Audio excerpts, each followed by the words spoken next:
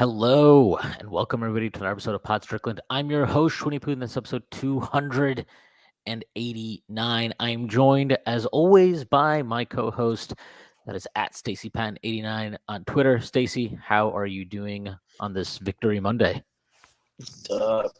More than cautiously optimistic. I would echo those sentiments. We are joined by not a first-time guest, not even a first time in a long time. You know him as Geoffrey Rasmussen. That is at Frank Barrett 119 on Twitter. Jeff, how are you doing yourself on this Victory Monday? I'm doing all right, hanging in there. Just excited to talk about the game and tomorrow night. Awesome. And we are going to do that. But before we get started, I have to make a few announcements. The first being that the Strickland has an Instagram. Give us a follow on there. Check it out at thestrick.land on Instagram. We're posting all kinds of new content on there. The Strickland also has a YouTube channel where you may be watching this podcast. If you are, please hit like and then subscribe to the channel if you already have not done so. That would be a huge help to us. The Strickland also has new merchandise. I'm wearing some of it. The Quickland shirts. They're very fun.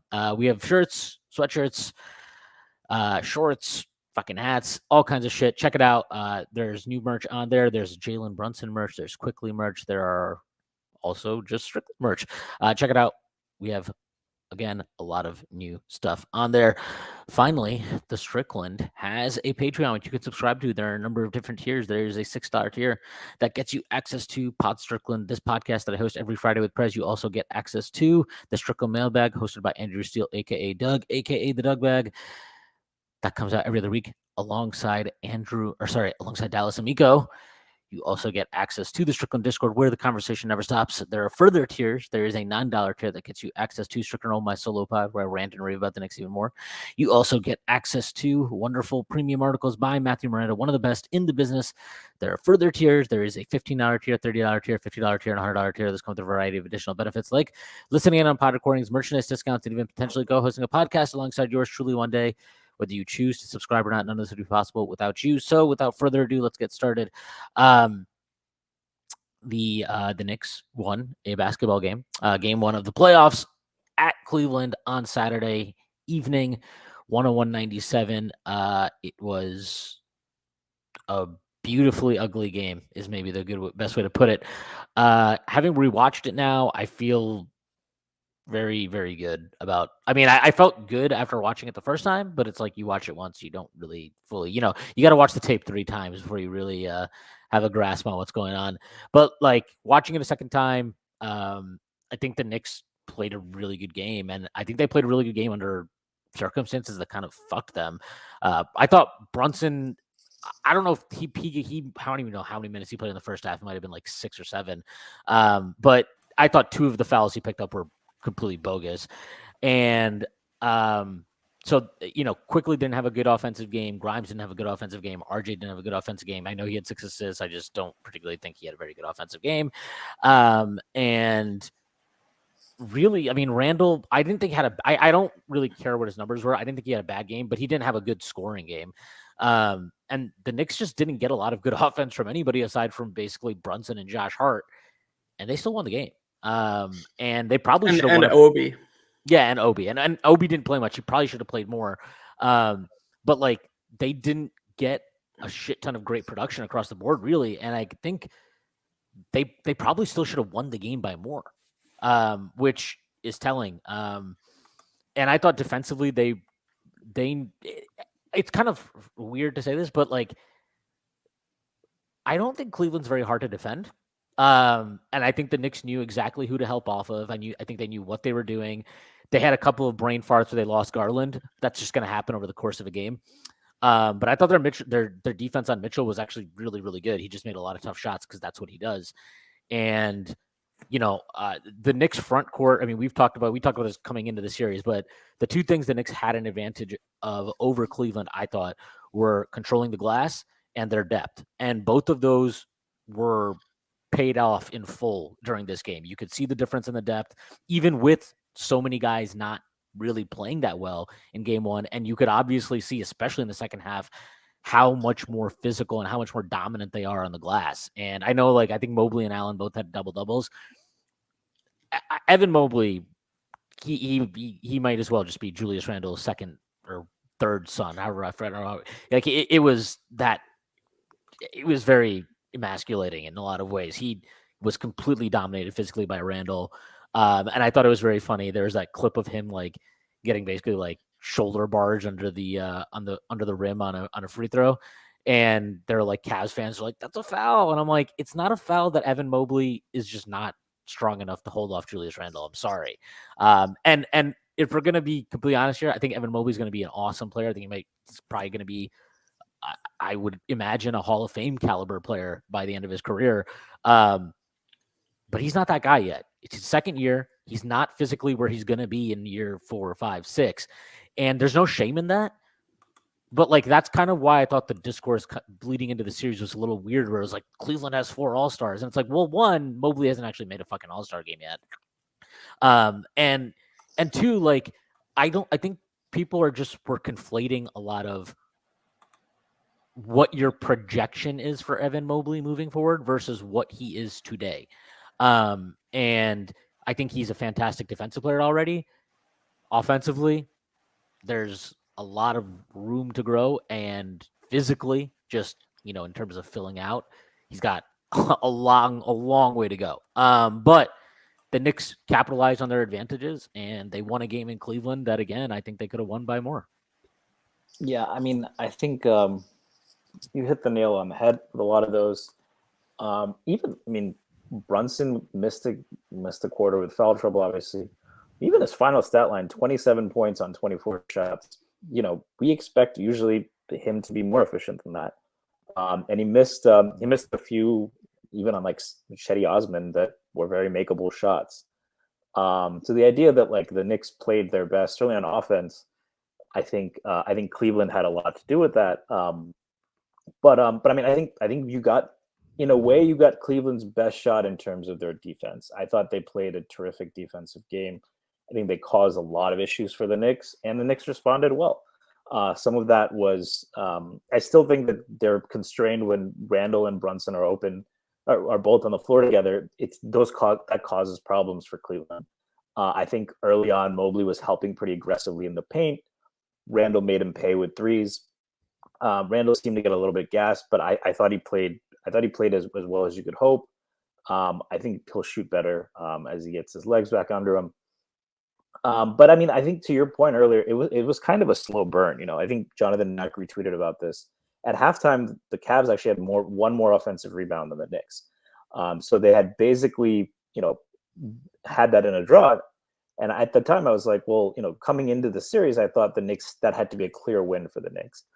But if you told me that the Knicks are not winning on the glass, that Brunson has barely played, that Randle is the only player that showed up, and the Knicks are up, and Donovan Mitchell is going off, and the Knicks are up 5, I would have been, it's two ways to look at it, right? Well, they need to get the rebounding in gear, but also is like, they're winning, and a lot has gone wrong, and it was a slow burn. You saw the way like a ground game can wear down, especially soft teams from Ohio, Shwin, as you are well aware. In the second half, it wears on you, and you have 40, and the Cavs also lack of depth hurts there. You had 43 minutes, I think, for Jared Allen. I think Mobley had 37. Randle played 31. And that's the other luxury of Isaiah Hartenstein there is, this isn't a debate about Mitch or Hartenstein, but the reality is the Knicks can have one of those guys out there at all times. And the Cavs are not comfortable playing Mobley at the 5 clearly that much in this series. They had Allen out there a ton, and 43 minutes of just those guys just bumping you and all game, and and even things like Mitch outran Allen a couple of times down the floor. Then you throw in Obi, and now you have to switch up and chase him down the floor. It wore them out all game, and they don't have the depth to deal with that. And that's not an issue that's going away. And the longer the series is, and the longer that these games go, and you can't rest those guys, even if the Cavs get hot and build a lead, that Tibbs is never the one to throw in a towel. But I think that the longer the Knicks can keep even a game where they might lose competitive, that is important. And so, yeah, I mean, there's a lot. I think that in terms of what's sustainable, I think the rebounding advantage and winning there is going to be sustainable. I think a lot of what they did on defense, which is basically to say, Okoro or Osman or somebody hit a shot because we don't think you can. Mobley hit a shot. We don't think you can. I think a lot of that is sustainable. And I think there's room for more on offense. That's not a disrespect to the Cavs, but just having Brunson on the floor more will help. And I mean, I think that there were some jitters for some of the guys. Grimes had an insane banked three where it looked like it went off the top of the backboard. He was clearly feeling the jitters. Quickly. We talked about, he seemed to be sped up. Some of that was the Cavs defense. Some of it, I think, was probably him being a little bit amped. It is a tougher defense than he's faced, and he's going to have to, he's going to adjust as he has his whole career. And I think Randle got a lot of good looks, and I think his process was generally good. And a lot of it felt really sustainable. And it was a 4-point win. So I'm not saying like this means the Knicks are going to sweep. But I think you mentioned this one before. Like, I think this is just going to be the kind of series it is. They're going to be ugly games. You're going to have tough buckets. Both teams have some tough bucket getters. And, the Knicks are going to have to win on the glass and limit turnovers. And, the extent to which Cleveland can nullify the advantage on the glass and the extent to which the Knicks can, get decent possessions without turning the ball over. Whoever does better in that kind of losing battle, that's going to determine it. But I'm expecting this to go 7 games. After what I saw and after seeing Randle healthy, I'm confident I'm pretty confident that the Knicks can pull it out in 7. Yeah, I guess I'm going to be a little bit more negative. I mean, I'm I'm with you guys, especially what Stacy said about the sustainability of a lot of the things that contributed to the Knicks win. But I do want to push back a little bit on the whole idea that Donovan Mitchell scored 38 and the Knicks had all these guys shoot bad. So it can get better for the Knicks, but it kind of can't for the Cavs. I think that there's kind of a misconception about what good. It can definitely get better for the Cavs, by the way. I just think that wasn't the Knicks' best shot, but I definitely think I agree with you that the Cavs are capable of playing better as well. But yeah, I think, and I'm gonna blame this on LeBron James. I think there's a misconception about what good playoff basketball is. Donovan Mitchell was terrific, but he took 30 shots to get 38 points. The Knicks will sign for that every single time. They'll sign for Donovan Mitchell taking 30 shots and only scoring 38 points. I think that a better Cavs team has a more democratic style, and specifically Darius Garland is more involved. Obviously, there's only so much Mitchell can do when, Jared Allen's not going to create his own shot. Evan Mobley is 4 for 13, and they just don't have an abundance of shooters. So, Mitchell, in that game, he was very much in the right to be like, okay, I have to go win this for my team. But the best Cavs team that we're going to see is more balanced, and it has Garland and Mitchell attacking from both sides of the court. And I think they kind of are going to realize that soon. And the second thing I want to say is I think they're going to realize that Jalen Brunson isn't being stopped by Isaac Okoro. And I think they're going to lean into, okay, we already have a really good defense and we don't need a one-on-one stopper. Let's just play our big 4, and then the 5th guy will be whoever's shooting the best that night. The Knicks were very lucky that, and this sounds crazy to say, but the Knicks were very lucky that Osman only played 19 minutes. I think he's going to start playing 25 plus 30 minutes. I think he's the best shooter they have. That's not one of their big 4. And look, if Osman can bring 75% of what Okoro brings on defense, which I think he does. I saw some people, making fun of they tried to put Osman on Brunson. I agree that Osman's not going to stop Brunson. I'm not saying he's some Brunson stopper, but he doesn't need to stop Brunson because nobody can stop Brunson in isolation.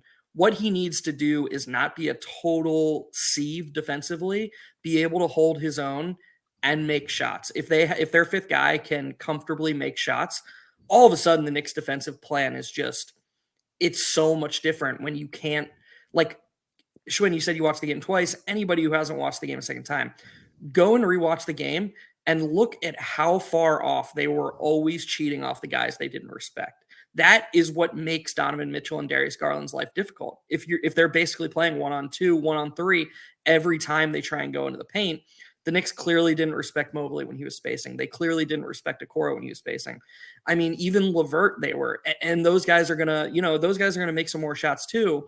But my point is that the second those shots start going in, the Knicks are going to have to adapt, and all of a sudden Mitchell and Garland's lives get a little bit easier. All of a sudden their offense gets a little bit more balanced. I agree that like quickly RJ, Grimes, their offense is going to look better going forward, but this is going to be a battle, and box scores are going to look like they were in game one. If Quickly shoots well next game, if RJ shoots well next game, I think somebody else takes a step back. It's never going to be a regular season night where, oh, the Knicks shoot 55% and the box score looks pretty across the board. It's going to be ugly. It's not going to be like this huge indictment on the players. It's just, this is what it is. The Cavs were the number one defense in the league for a reason. I'm cautiously optimistic. I would bet on the Knicks to win the series right now, but I'm definitely not like, oh, this team is a tier below us. They don't have another level. We do. Like, oh, we won and they got our worst effort. No, like I think this is going to be a long one. Do they have another gear? I don't think they do. I just don't like. Yes, if Osman and Okoro and LeVert make shots, that helps them. But like, those guys generally aren't great shot makers. I mean, like the Okoro thing. This is why like people are like, oh, he's been shooting 43% from three since whatever the hell it was, and I'm like, does anybody give a fuck? Like who actually cares that Okoro shot whatever the he took what 2 threes, he missed both of them, and after that point, he just turned into fucking captain checkdown. His pump fake drive, kick it to somebody else. Pump fake drive, kick it to somebody else. I think he beat us on one cut after that, which was a very well timed cut. But like to beat somebody on cuts, you have to literally time it perfectly, and it's not possible. That's not sustainable. It's also weird that he's not more of a factor on the glass. That's well, he's just never been. He's never been a good rebounder though. Even in college, he wasn't a good rebounder. So it's just a thing that he's not. But good he has at. so many traits that good rebounders Yeah, have. He's strong, athletic, and like hops. And motor, right? I mean, yeah, it's type. So, but like, I don't really think they have a higher gear, and I don't think they can present their offense in different ways. Like you're talking, you mentioned that get Garland more involved type of thing. We've played them 4 times this year, 5 times now. 4 of those times with Garland and Mitchell. On none of those occasions has it felt like Garland is getting a lot of touches. I'm just looking at his numbers right now in each game. He went 5 of 19 against us, 6 of 17, 8 of 19. What the hell did he shoot in this game? I don't know what he shot in this game, but it wasn't particularly good. He was 7 for 13. Yeah, okay, 7 of 13, but like, I mean, he did. But he didn't attempt a shot in the fourth quarter. Sorry. Yeah, didn't attempt a shot in the fourth quarter. Had a bunch of turnovers, if I remember correctly. What did you say? You had 5 turnovers, Stacey? Is that what you said? Yeah, and 1 assist. Which like that's the opposite. I mean, he is the opposite of that usually. Right. And I just think that like, look, personally, I think we've seen them for 5 games now. I'm not going to pretend like I was watching all the Cavs all the time this year. But like when I did catch them and when I have caught them and when I've seen them play the Knicks, it's the Donovan Mitchell show. And yeah, Garland gets numbers a lot of times and he's good. And I'm sure there are nights where like it's a more egalitarian thing and they're playing off of each other. But when they've played us, it's been the Donovan Mitchell show every single time, especially down the stretch of games. It's always Donovan Mitchell all the time.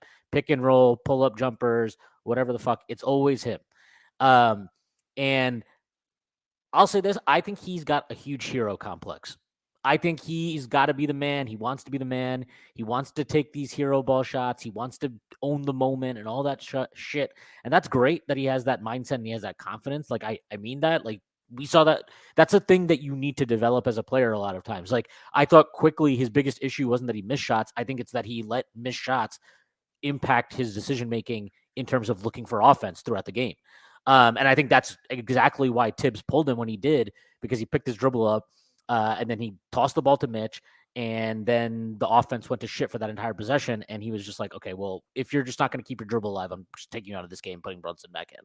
And I was fine with that, by the way. I thought that was I would have liked to see him play with Brunson a little bit, but I had zero issue with him pulling quickly in that moment. I thought that was a totally reasonable choice. Anyway, to go back to this, like I just don't know that they have a higher gear. Their entire offense is predicated on what those two guys do with the ball in their hands. And I think the Knicks have done a good job. And this was probably the most encouraging part of this, because what sucked about that Hawks series a couple years ago, where it was like, we're just going to drop. We're going to play drop the entire fucking game, pick and roll. Like we didn't switch it up. And I thought what was very encouraging was even at the start of this game, we blitzed the ball handler a couple times. We trapped the ball handler a couple of times, and they mixed that in throughout the game. And they did that. If you go back and watch the last regular season game we played against Cleveland, they did that all throughout the fourth quarter. They trapped Donovan Mitchell, they trapped Garland at the top of the key, and they'd put Evan Mobley or Jared Allen in those 4-on-3 situations and dare them to beat them. And they couldn't. And I don't think they can, because I don't think they have the caliber of shooters to consistently beat you. And we also know that their depth sucks. Like, I think Osman is an okay player. I think he's fine. But like, if Chetty Osman is your big pivot, I don't know, man. Like, I just don't think they really actually have a higher gear. If anything, this was kind of what I was talking about last week when we had Jordan on to preview this series. Like, one of my main things with Cleveland is they have the metrics of maybe the best team in the NBA, if you look at just like all their underlying metrics. But and I'm going to use an analogy I'm sure Stacy remembers, they remind me a lot of like Michigan football's defense under Dr. Blitz himself. Fucking, why can't I remember his name? Don Brown.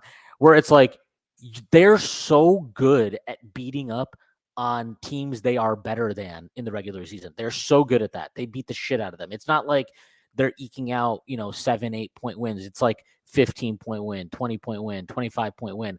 That juices their metrics. They have a losing record against playoff teams. They have a losing record against the Knicks. Like, I don't think that means they're a bad team, but I do think that's a sign of, look, we know this in the regular season. Like, there's a different effort you get when the Knicks are playing like the fucking Pacers versus when the Knicks are playing the Cavs or the Celtics or the Sixers or whoever it is that's actually a good team. Those are different efforts. And when teams are at least on equal talent footing with them, and that effort and that focus is evenly matched, I think they have shown consistently throughout the year that they don't have a higher gear. And I don't know if the Knicks have some elite higher gear, but I do think that in terms of pure overall talent, the Knicks match them. They don't have the top end talent they have, but you go 1 through 9, they match them. And I will say, and I think this is the biggest thing, and I hope Tibbs might have stumbled onto something by accident, but I hope he recognizes it. He pulled Julius at the start of each half very early. I think 4.5 minutes into the first half, and then maybe 5 or 6 minutes into the second half. And he said, I think after the game, he said that it was because Julius was winded, right? And that makes sense. Julius hasn't played, so he's kind of, the first run of each half is like when you're getting your second wind, right? You're like, shit, I'm gassed out here. Takes a rest, comes back in, and he was. Again, I don't care what the numbers were for Julius. I thought he played a really, really good game. I was very happy for him, and I was very, honestly, I know this sounds ridiculous because like, who cares? But I was like proud actually watching him. But like those minutes, that the way that rotation ended up working was beautiful. It was beautiful because you had Obi with the starters basically against Cleveland starters. So even if you want to say Obi is weaker than Randle, which he is, he's not as good as Randle, right? You're still putting him around your, for all intents and purposes, let's just call them the Knicks' other 4 best players, right? So you're putting him in a strong lineup. So even though you're conceding a little bit, he's kind of protected in a lot of ways. And then the beautiful part of it was when you bring Randle back in, you end up matching him up in these lineups that Cleveland puts out there with like 2 or even 3 bench guys. And that's a huge advantage for the Knicks when you have Randle in those matchups. And I just thought that worked so well in both halves. And I don't know that he will stick with that because throughout his career, we know this, Tibbs has shown that he prefers to play what he thinks are his best lineups together a lot. And so that would mean that, Julius gets the normal run we've seen from him this year. I think that would be a mistake. I really think they stumbled into something there. And I was actually like really encouraged by it during the game because I was like, is Tibbs like, did he just like make this insane playoff adjustment that totally like screwed over the Cavs? Like they weren't prepared for this. I don't know if he'll stick with it. I hope he does.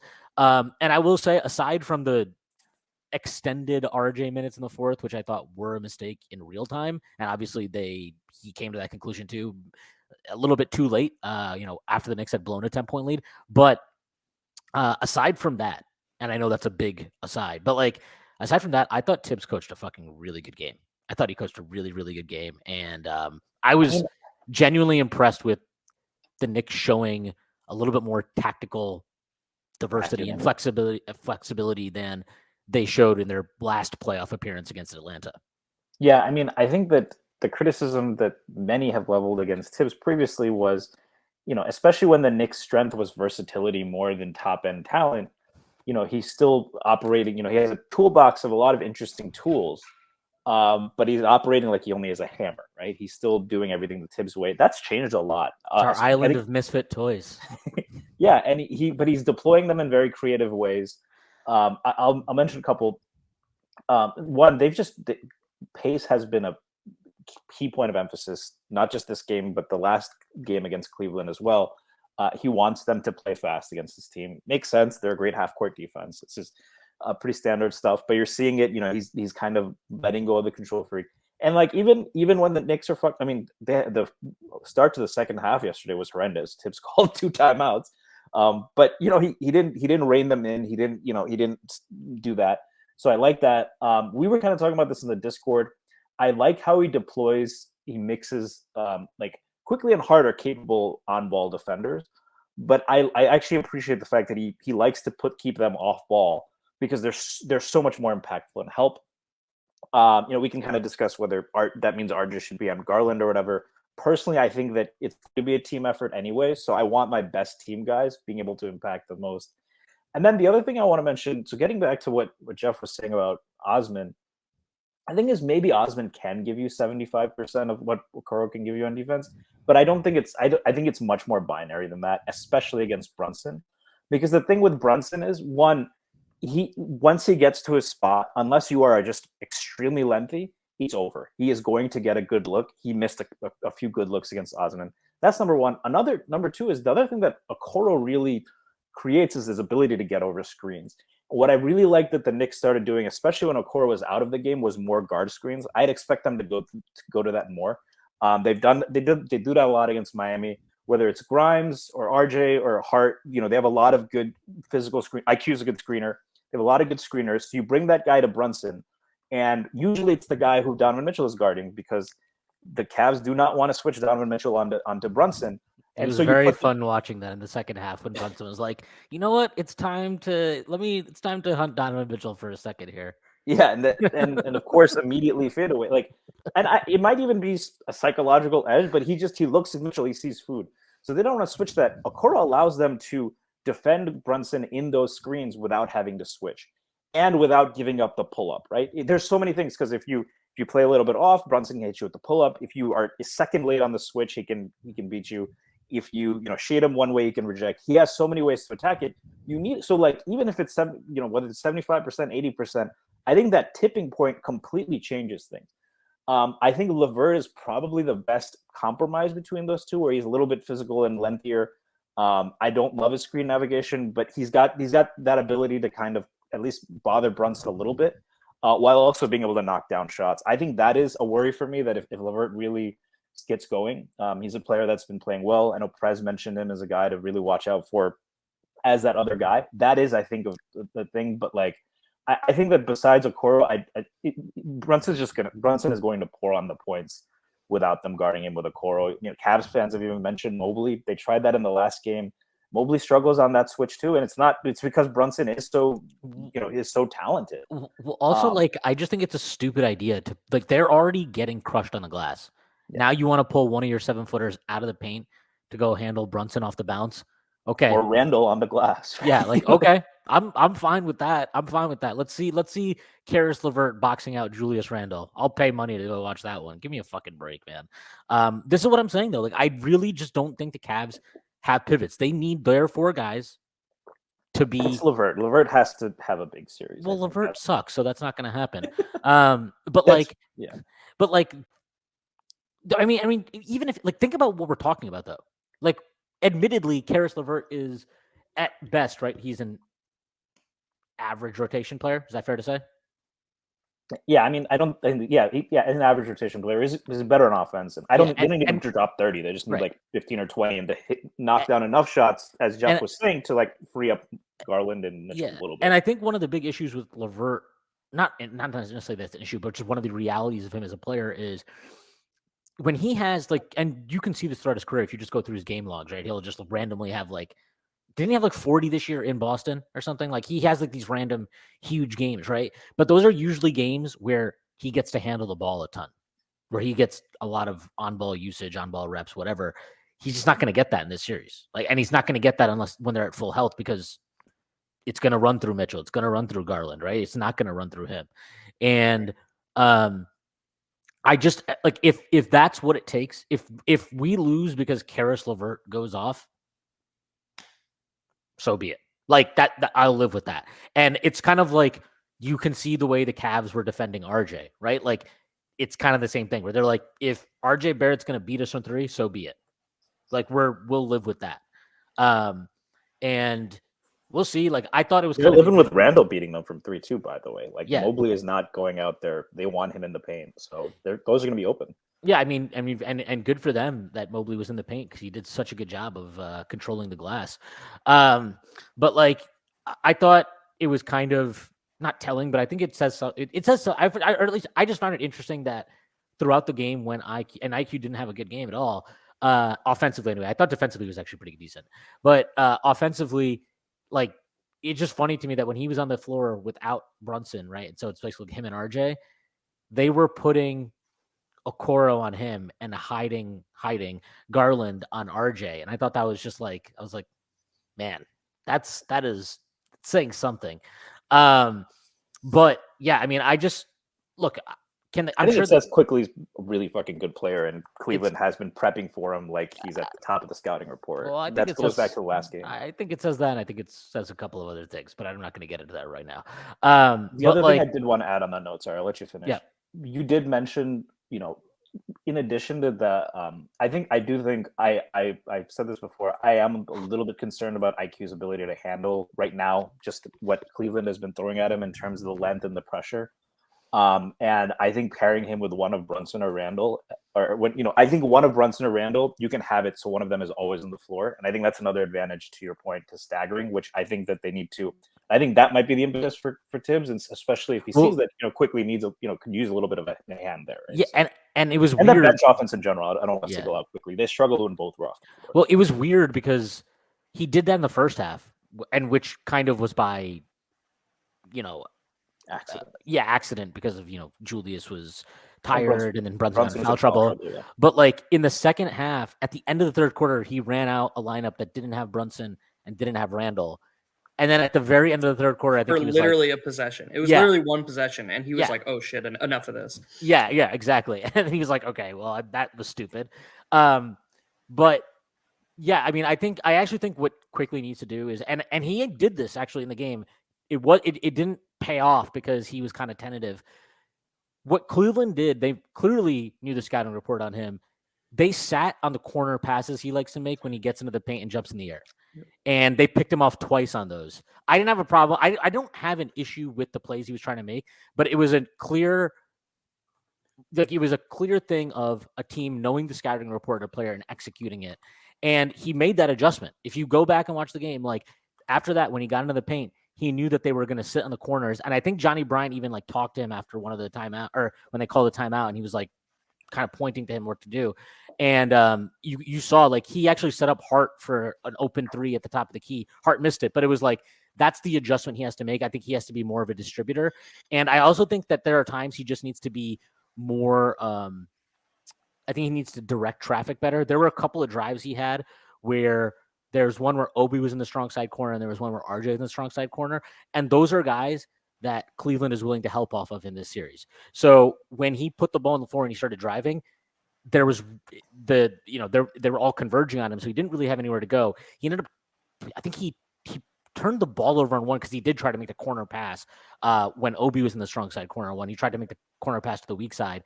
And then on the other one, he ended up kicking it out to somebody. I don't remember what it was, but it wasn't like it was kind of like or he actually ended up having to swing it out to RJ because his man had helped off of him. But like those are the things I'm like, you should tell RJ to clear out to the opposite side. You should tell OB to clear out to the opposite side. If you want to run a pick and roll there, like you need to tell those guys to clear out to the opposite side because you're not going to get anywhere unless you want to just set them up for a corner three, which is fine. But like those are kind of the reads that he has to make and he has to be cleaner with. And he also just has to keep his dribble alive more. Can't pick it up the way he was. He picked it up once right at the elbow, which blew up a possession. Then he did the one we talked about when Tibbs immediately pulled him after. He didn't know who he was at the elbow. Yeah, he did not know he was at the elbow today, that game. But like, yeah, I mean, forgetting the quickly part of it, but like, I just feel that the Knicks, maybe they have the same higher gear that Cleveland does. I just think they have more variance in how they can get there.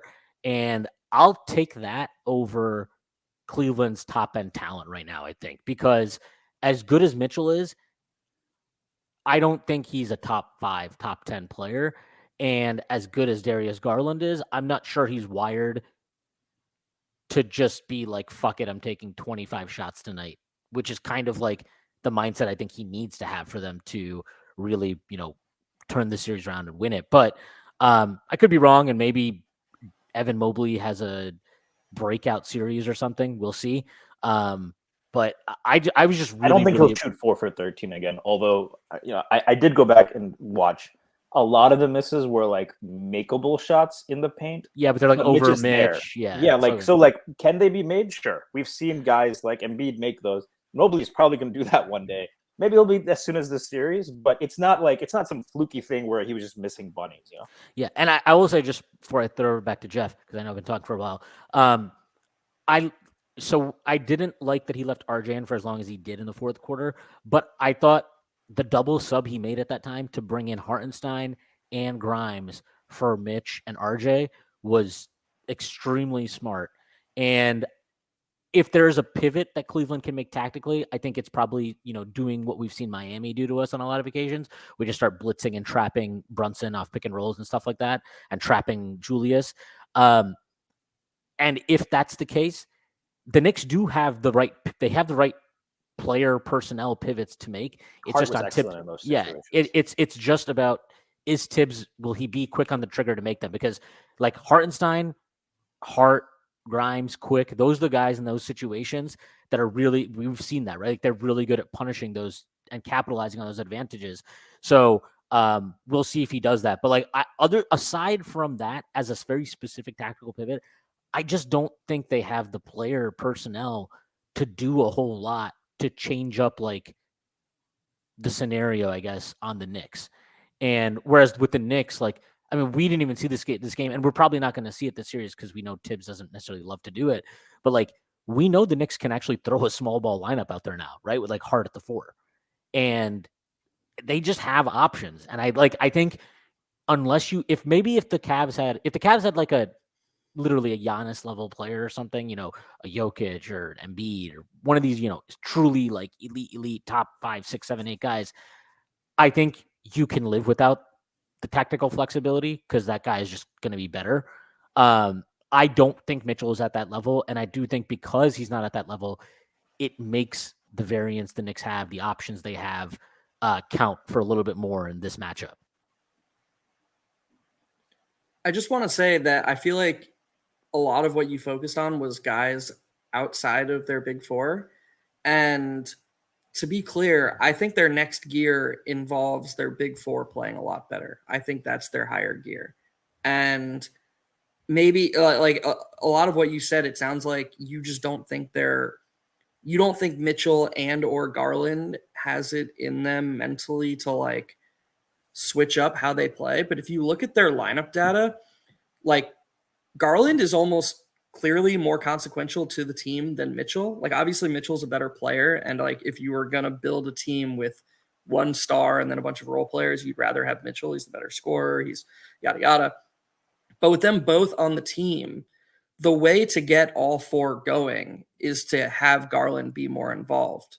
And like, I'd feel so confident in the series if you told me Mitchell wasn't going to change his play style. If he was going to just try to be a hero, like sure, the Cavs win in that outcome sometimes because Mitchell's a really good basketball player and maybe he just goes supernova. Okay, if we lose to that, we lose to that. Like I'm happy with that. But if the Cavs come out in game 2 and like Garland is like, he's like, okay, I'm a co-star. Like he sees himself as not, Dwayne Wade 2014. He sees himself as Dwayne Wade 2011, like a true 1B. And because Mitchell's better than Garland at a lot of things, he's not better than him at getting Mobley and Allen involved. Like, go watch Cavs games from last year. Garland's an elite passer, not just a good passer, an elite passer. You see, and he gets Mobley involved, he gets Allen involved, he gets those guys to their spots better than Mitchell does, not even close. And so I think a big reason that Mobley struggled is because he wasn't like a true outlet. He was almost like a last resort. It was like, oh, this Mitchell possession isn't working. Let's hop the ball around at the end of the shot clock. Mobley take this rush shot. If Garland is running the show, Mobley will get the ball in better spots. That is the Cavs' next gear to me. Their next gear is the word you used was great, egalitarian offense with Garland running the show more and being a true 1B. A Cavs box score where they beat the Knicks, it's going to have Mitchell with like 27 points on like 18 shots. And then Garland, he's not going to take 25 shots, like you said, but he'll take a couple more shots and his usage will be higher. Mobley and Allen will have way more opportunities in better spots. They'll have a much more balanced box score. And then, yes, they have to have LeVert and Osman make a couple more threes. That is a necessity. I just trust those two to make threes at a bit higher rate than Okoro. And I think the Cavs are going to realize that. I think the Cavs, like I said, they're going to realize that it doesn't matter what Okoro does as an individual defender if he can't make a shot. And they're going to take a small step back on the individual defensive level and bank on Osman and LeVert hitting a few more shots as the fifth guy. So again, I'm not guaranteeing this. I'm saying that is what their higher gear looks like. And to me, that is a clearly higher gear that will affect the Knicks. It won't just be, can the Knicks match it? It'll directly impact the strategy that they have to play with. Because the second that the Cavs have a fifth guy that the Knicks have to respect, the second that Garland is more involved and he's spreading the ball around and the Cavs are playing a more balanced offense with more ball movement, all of a sudden the Knicks strategy of overloading, of making sure that one guy isn't scoring all the time, that strategy goes out the window and they have to just totally repackage their defense. It directly impacts them. And yeah, I think that's their higher gear. I just wanted to touch on two of the other things you talked about. And then I'll let you respond to the first thing I said, but it'll be short. The minutes thing you talked about, Tibbs, the rotations, the staggering. Like, I don't want to toot my own horn. I have been calling for this all season long. The whole Brunson and Randle playing 12 minutes thing, it drives me fucking bananas. Like, that was always the most maddening thing in the world to me. I hated it so much. It never made sense. And it was so obvious that they weren't preparing for the playoffs. They were just trying to maximize every ounce of equity in the regular season. And it's like, okay, great. But in the playoffs, you're not going to go 3 to 6 minutes with both Brunson and Randle on the bench. That's never going to happen. You're not going to do it. You're going to go crazy. And then one of Brunson or Randle is just going to end up playing like 47 minutes, which, okay, that can happen if one, you're LeBron James, or two, it's like a game 7 and you have to do it. It's not a sustainable method throughout they're trying to win a finals here. So they had to figure out a way to make sure one was on the court at all times. Maybe Randall's sprained ankle was just a way to bring the mountain to Muhammad to get Tibbs. Yeah, no, I think, maybe we got lucky, but like, there's this really funny, you guys obviously know Ron Rivera, the head coach for yes. Whatever. So Washington, right? Yeah. The year that they made the NFC Championship game, he went for it against the Giants in week 2 on 4th and 1. And like Rivera was known as like a really conservative coach who his Riverboat Ron. And after the game, they went for it on 4th and 1 in a spot he never goes for it. After the game, they were like, "Why'd you go for it there? You don't usually go for it." And he said he thought it was 3rd down. And somebody changed his Wikipedia page for like an hour to like Riverboat Ron accidentally going for it on 4th down is the best thing to accidentally happen since Columbus accidentally found America. And that's just always stuck with me. And so maybe this is like that for Tibbs, like him him just stumbling into this, like, I hope, like Shwin was talking about, I hope he sticks with it because shorter shifts are always the way to go. Budenholzer is like, I can't believe what Budenholzer's become, but he is like the best rotator there is, and he doesn't play anybody long shifts, and they all end up playing major minutes, but he's just always getting guys in and out. He's just always doing it, and I loved seeing that from Tibbs. I agree with you so much. I thought it was a almost perfect game aside from the RJ fourth quarter stuff. And then just the last thing on quickly, I just think this is going to be a tough series for him. I think Cleveland's size is going to really, really impact him. And one thing I really liked that he did was I think he really, really picked up on like the struggles he was having. And to your point, Schwinn, you know, he had a Okoro on him. RJ had Garland on him. He went to that pistol, like quickly was running the show. And he was like, okay, RJ, like, let's run some pistol. Like, and he was like basically making RJ the guy for those units in the first half. And like, yeah, it wasn't like overly successful, but I like that version of quickly. Like you use the word tentative, and I agree that he needs to find a balance, but he's also an incredibly intelligent player. And part of me feels like he was aware that like RJ just had a better matchup, and he's willing to trust his teammates. And I like that about him. I like, if you look at RJ's data, he always plays better with quickly. Not a surprise. Well, like he just always does. Well, it also bore out, like, that's why I kind of, like, again, I'm not going to criticize Tibbs at all for pulling quickly when he did. I thought it was totally defensible choice. But it's also why I would have liked to see him give him some minutes with Brunson in that fourth quarter. Because when they did play together in the first half, I think that's when the Knicks actually pushed their lead out to like 10 at that point. And yeah, I mean, he was +8. Like, yeah, it's not like his bad game killed the team. Like, well, it was a quickly bad game. Well, the shots he took weren't bad shots; they were good shots. Right. Like, they're shots that he has to take.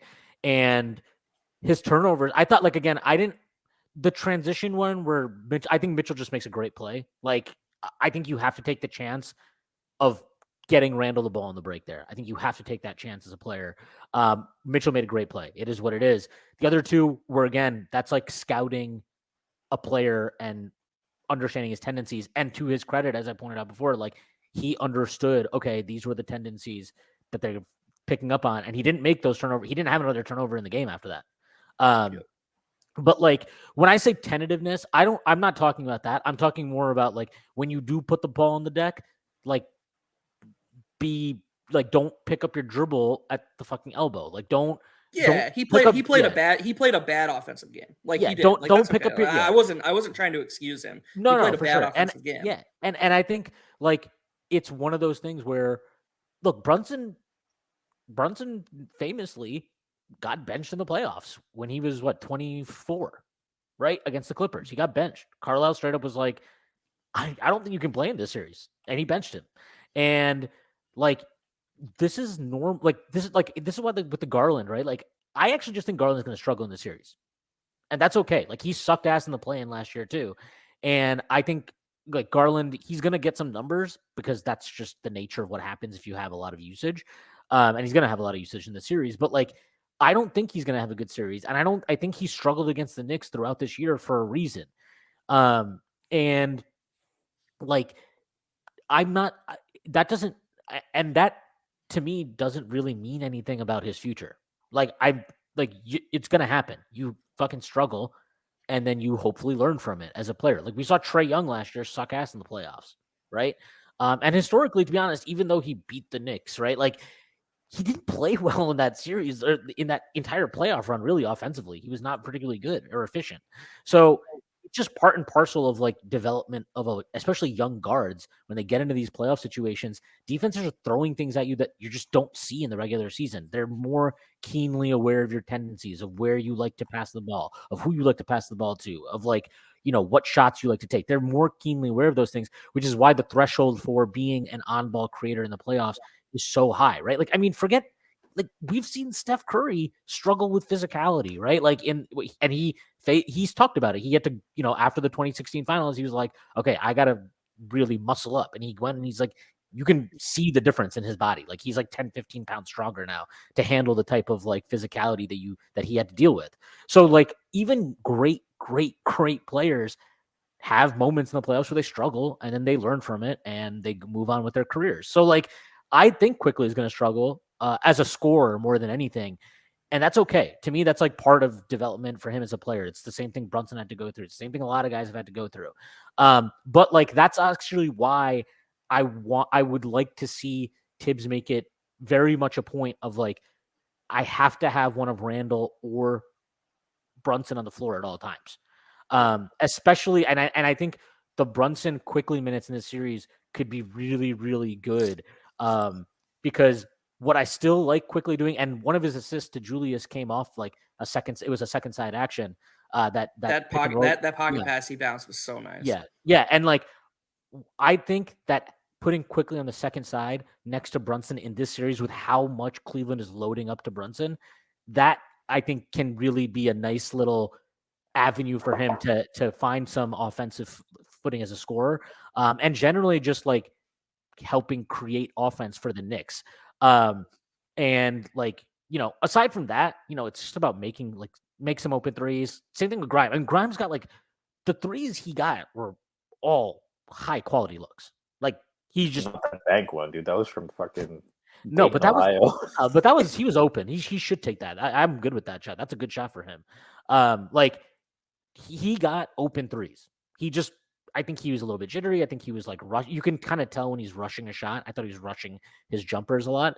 But like his defense on Mitchell, I don't care what Mitchell scored. Like he played good defense on Mitchell. Mitchell made a lot of great shots. You can't do anything about that. I thought, and I got to say, like you mentioned Obi, we haven't even talked about. I thought Obi played really, really well. I thought his defense. He had two bad defensive possessions. He had one off an inbounds pass where he just like didn't find Mobley, and Mobley got an easy layup at the rim. And then he had another, which he ended up getting a leak out dunk on, where he has this bad habit of when he comes down to tag the roller, he comes inside of, like he gets on the inside of him. Ayo. And yeah, I know. And he can't, and then when they kick it out to the corner, he can't recover because his man is in the way. He's getting screened effectively. He's like screening himself. And he gave up a corner three to Chetty, but he ended up getting a leak out dunk on it because Chetty missed the three. But I thought offensively he played really well. Even like, I know he had that UFO three to start the game, but like that was a really good shot. That was a really good pass by RJ too. But that was a good shot. He has to take that shot. He made a corner three in the second half. And I just thought he played like, that's what you need from him. He played only 14 minutes, but he had 9 points. I thought he played with energy. I thought he kept the ball moving. It's a different dynamic with him out there versus Randle, which they talked about, Donovan Mitchell talked about that very candidly after the last game that we played against him in the regular season. And I do think that different dynamic is a good changeup against this Cavs team because they are so good in the half court. Having a guy that can just generate transition points out of, just because he's going to run the fucking floor, it has value. So I was just going to be tough for if you're Evan Mobley and you're getting beat up by Randle for 30 minutes. Now you have to adapt, and you have this gazelle dude just running down the floor. Like that's got to take a toll on you physically, right? It's like to go back to the football analogy, right? It's like if you have like thunder and lightning running backs, right? Like one is just pounding the defense with physicality, and then you beat them with speed. So yeah, I mean, if you get that from Obi, you got to love that. I thought he competed reasonably well on defense too. We'll see if the Cavs try to go at him with Mobley a little bit more. I think to Jeff's point as well, I think that, and maybe it is Garland is the key to this, but we know that like Mobley is still a work in progress offensively, but he's got the talent to play a lot better than he did. And that is something that could maybe swing the Cavs' way. But Obi continuing to put pressure on him on the other end is going to be, it's going to be pretty important there too. To especially keep wearing them down, right? It's a war of attrition. The Knicks have better depth, and you want to make their you want to make the Cavs expend maximal physical energy for every minute out there. I'm gonna make a comparison that might seem like an insult to Evan Mobley, and I just want to add, context. This is not meant to like lower his long-term ceiling or like. I think Evan Mobley right now is Jaren Jackson 2 years ago. In terms of like, I assume you guys watched the Lakers game yesterday. Jaren Jackson was absolutely incredible. And Jaren Jackson was incredible in a way that he couldn't have been 2 years ago. He was so reliant on his 3-point shot falling and on Ja Morant putting him in good spots because he just wasn't breaking. Like LeBron James is 38 years old, but he shouldn't be able to do that to what he did to LeBron James yesterday. That was so impressive. That was just, he was facing up on him. He was backing him down. And when it wasn't LeBron, it was other guys. Anybody but Anthony Davis, he could do whatever he wanted. And I don't know if Mobley, I think he can get to where Jaren Jackson would do what he was doing yesterday. But right now, he's kind of like plodding, doesn't even have the Jaren Jackson spacing. In my opinion, that's why Garland is so like. If they say, "Okay, Evan Mobley, you're gonna start breaking down Julius Randle and Obi Toppin, and that's how we're gonna beat the Knicks," good luck. Well, I'll gladly sign for the Knicks losing. I think the Knicks are forcing. Certainly not Randle. Right? I think the Knicks want. I think the Knicks are daring them to do that. They're like, right. How many times did we see them willingly concede 4-on-3 opportunities to Mobley in that game? And like one, it's not just Mobley, right? It's also what you talked about, Okoro, LeVert, Osman, whatever. They're like, we dare you to beat us with those guys. But I think part of it is also like Mobley is, again, he's just not, he's a second-year player. This is fine. He's not supposed to be fully physically developed yet. He's like, oh, wow, like he's not LeBron James who came into the NBA and was like a fucking man already, right? Like it's okay. Like he needs to still fill out. But like that's kind of the reality is when he gets into those situations, as good of a passer as he is, one, the options that he has to deal with, like that he has to choose from, aren't particularly great. And then two, like he can't punish you as a scorer yet. Like he's not a particularly good mid-range shooter either right now. And we saw this, like one of the first possessions, I think, of the third quarter was where they trapped the ball handler. Mobley got the ball at the free throw line. Yeah, and then he tried to throw a lob to Allen, but Mitch deflected it, and it went off the backboard. The Knicks got a loose ball, and of course, the Knicks did not score in transition because we're not allowed to do that. But I just think having Mitch and Hartenstein back there in this matchup is huge. Like those guys were both so good defensively in this game. Especially Mitch in the second half really came on. I thought in the first half he was kind of like adapting, struggling, whatever you want to call it a little bit. But in the second half, he was really, really good. And Hartenstein was just that guy. His turnaround this season is like fucking awesome. Like considering how he started the first 2-3 months to how he's been playing now for an extended stretch. And give some credit too. He has adapted, right? You see Hartenstein used more at the high post. That was really when you're at your lowest points. Like we're not getting the offensive version. It looked like the injury was obviously a big deal. And I'll say that a few people have talked about how much the Cavs. I think Benji did a really good thread before the playoffs. He highlighted specifically how aggressive the Cavs are. Right, Mitchell and Garland. We saw they got a lot of steals. I think the Knicks did have to adapt a little bit. But like Hartenstein is the perfect antidote to that. And by the way, it was contagious. Like Randle had a really nice pass on a back cut to Hart early in the first half. Like the Knicks are consciously looking for these overplays, and what we've seen in the past where they just stagnate or like they have to go farther and farther out all the way to half court to get the ball, they're now punishing them, and they have a great passer in Hartenstein who can find them even in the tightest of windows. He had quickly on a really good one of the ones that led to a quickly turnover. He hit quickly with a nice pocket pass. He's had great chemistry with Hart. Even when Deuce plays, like it seems like whenever Hartenstein and Deuce play together, there's always at least one. They always have like one backdoor bucket for Deuce every game, and that's a pretty important thing against this Cavs team too, because they thrive on turnovers, and being aggressive and relying on their help. And one way to beat that is back cuts. So, and finding the cutters. Yeah, for sure. I mean, you're absolutely right on all that. And I just want to say, I think Hartenstein has been just, again, his turnaround was awesome. And he came up with that offensive rebound late in the game, which was fucking huge. He made a lot of just really good plays in this game. I think who did he block? He blocked somebody that might have been Mobley. He had some really good plays in this game. I wanted to, and you've seen his evolution has sort of correlated with like him coming out of his shell in terms of how he plays. Like the passes he's making at the top of the key, they sort of like tested that out in preseason. Like remember that Pacers game when he hit Deuce on all those back cuts and we were like, oh, we're gonna be the Warriors now. And then they just never did it and he sucked. But ever he had since an outlet pass in the second half that was really good off a rebound. I think it got us to RJ, and then RJ just got to give it to Obi for a dunk. Yeah.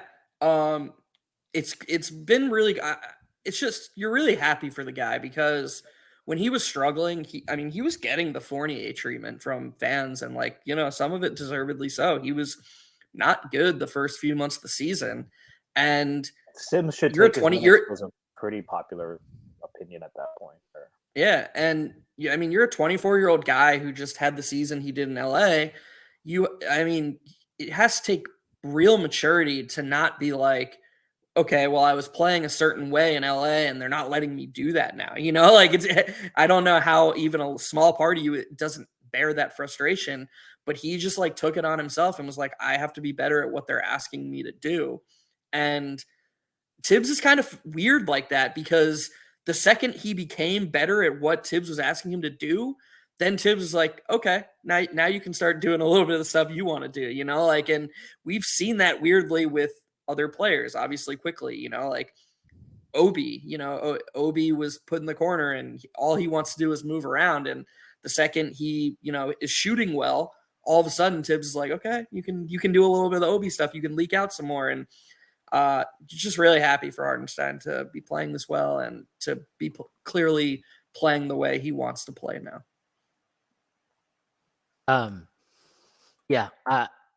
It's just cool to see stuff like that. I will say, I want to talk a little bit about this because I think it's a really funny thing that the Cavs have been doing since the end of this game. And I don't think the Cavs, this is another reason why I just think the Knicks, I feel good about this matchup increasingly. I don't think the Cavs take us that seriously. I think they've viewed us as a team not under level. I think their comments after games during the regular season and their comments leading into this series and their comments after game one almost seem like, oh, well, the Knicks are winning because they're allowed to beat us up. They're allowed to just be physical with us. And, you got Garland talking about, well, we got to punch them first and we got to see how they react and all this shit. And it's like, when you're already talking like this and you're talking, I feel like if the Knicks win game two, obviously they're in a great position, but like, I think the Knicks might be in their head a little bit. You go 4-1 against a team in 5 games over the course of the season, it starts getting in your head that maybe these guys, maybe they got something on us and we got to find different ways to beat them. And I don't think they know how the different ways are. And the Knicks have won all different types of games against them. They've beat them in a shootout. They beat them in a half-court grinded out game. They've beaten them without Allen. They've beaten them with Allen. They've beaten them, they've beaten them with fucking Jericho Sims as a starting center in one of the games. Like, they've beaten them in most every possible way you can. And they've won close games against them. And they've won those close games in very, very different ways. I really think the Knicks are kind of getting in their head. And all the comments after that game that came from Garland, that came from Bickerstaff, that came from Okoro, that was an Allen, and it's all talking about like the physicality and we got to hit first. And now we know that the refs are going to allow more contact. So now we know how to play and blah, blah, blah, blah, blah. All I know is this. If they want to up the physicality, that's not to their benefit.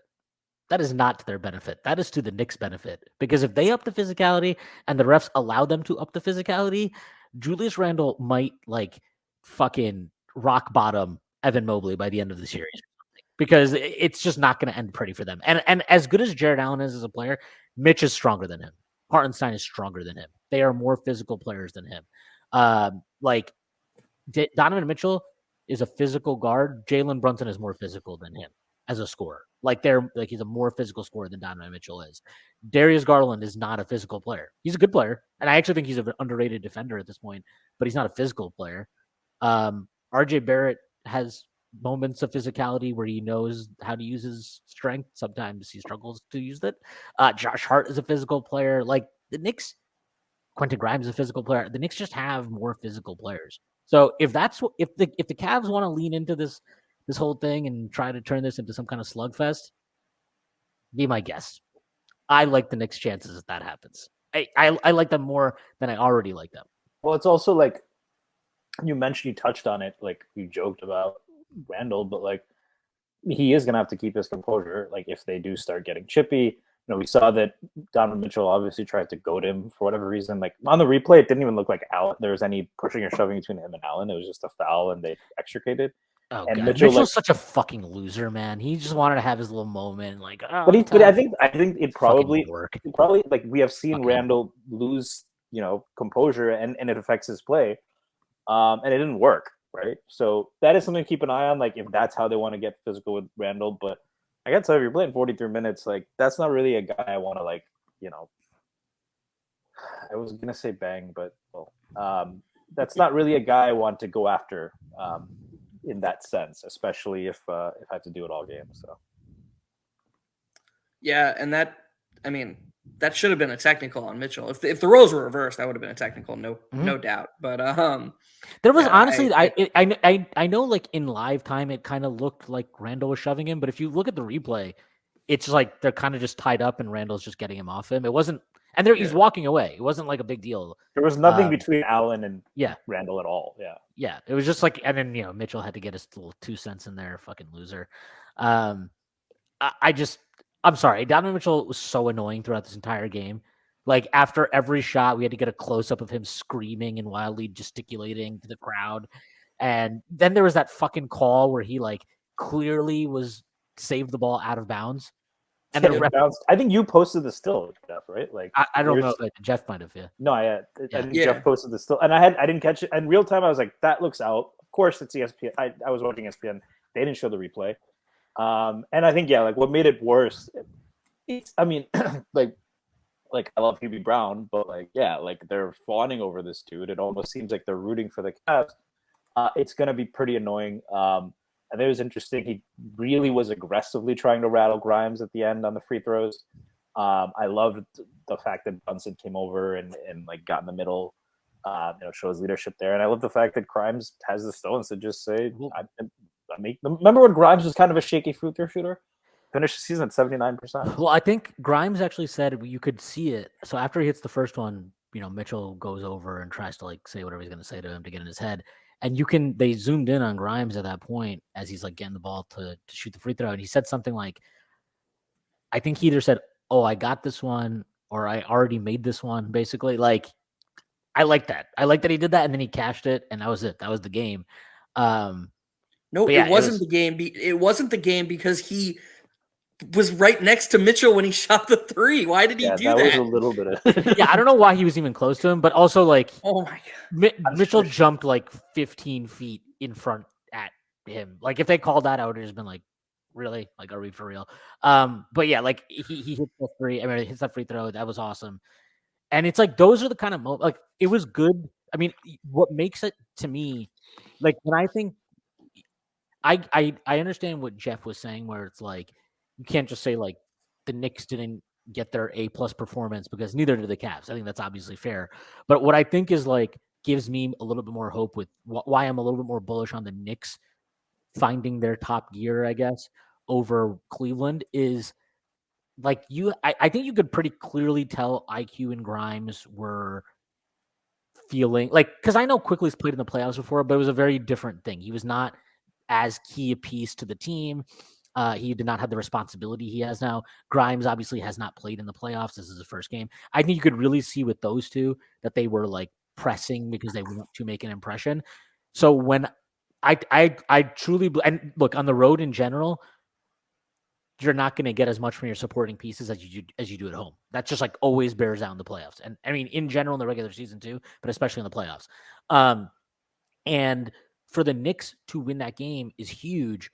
And it's also, I think that was like a big moment for Grimes, right? I think that's like a moment that like maybe can help you settle down in a series, in a playoff setting. And it's like, okay, like I got this bullshit ass game out of me where I just bricked every open 3. I made the 2 biggest free throws of the game to basically seal the deal. Like I feel like that's a moment that can kind of relieve some pressure from you. And so I'm just a little bit more bullish on, especially specifically those two guys. Again, we talked about the Quickly thing. I think Quickly will struggle as a scorer. I still think, as we've talked about thousands of times, like even if he's not scoring well, I think there are ways he can impact the game to help you win the margins. And I thought he actually did plenty of that in this game, even though he didn't have a particularly good game. But it's like, that's why he ends up a +8, right? It's like, he didn't have a particularly good game, but he's not killing you when he's out there. So like it allows your stars, you need your stars to play like stars. And like, I tweeted that, the morning of game 1, sorry. But like, we can sit here and talk about the X's and O's and Quickly and Grimes and fucking Hartenstein and all these guys. But at the end of the day, like if Julius Randle played like he did in that Hawk series, we're not winning this series. Like if Brunson plays like a pumpkin, we're not winning this series. You need those two guys very specifically to play like your two best players. And again, Brunson did, and I know the box score for Randle wasn't pretty. I thought Randle was like really good in this game. I can't say it enough. I thought he was really good. I thought he made several, like, did he make some poor decisions at times? Sure. But he didn't let his poor decisions completely sink him. And that's what happened in that Hawk series. Like missed shots and bad early decisions in games would totally sink him. I thought his defensive effort was good, if sometimes a little bit too aggressive when he was out on trapping ball handlers. But that double on Garland was, or excuse me, off of Garland. Yeah. You know what I'm talking about. Every Knicks fan did the Ricky. Yeah. But it was like, I just thought he played so, like he was so competitive. And actually, I thought some of the passes he made, like that dump off he had to Hart in transition, I thought that was such a mature play from him. That was such an under control play where it would have been easy for him to try and force something at the rim. And instead he drew the defenders to him, got them in the air. And that dump off to Hart was like an easy layup for him. It was basically an uncontested layup at the rim. And he had that dish he had to Mitch on the corner roll was like, oh my God, that might've been the best pass he's made. I don't even know. That was such a smart play. It was like such patient. Yeah. It was He waited for the defense to commit and set him up. Yeah. Well, his pump fake was beautiful because he kept his toe on the ground. He's got Mobley completely up in the air. So then he committed Allen and then he feeds Mitchell on the roll. I mean, that was such a good play.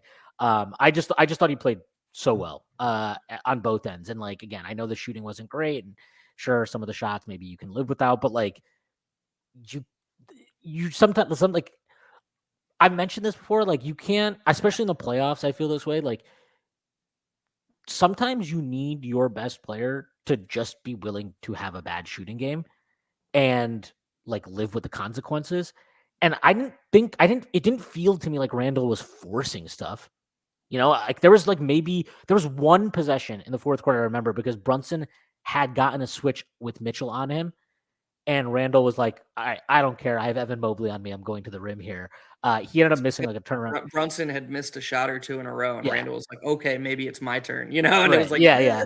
I don't know. But it wasn't a bad shot, but it was like, I'd rather give it to Brunson on Mitchell. But it's like, if that's his bad moment of the game or bad, shot selection down the stretch, that we're in good hands. So I don't know I know the injury itself obviously didn't look great at the time. I do, and one of my main concerns, which I talked about, wasn't so much like,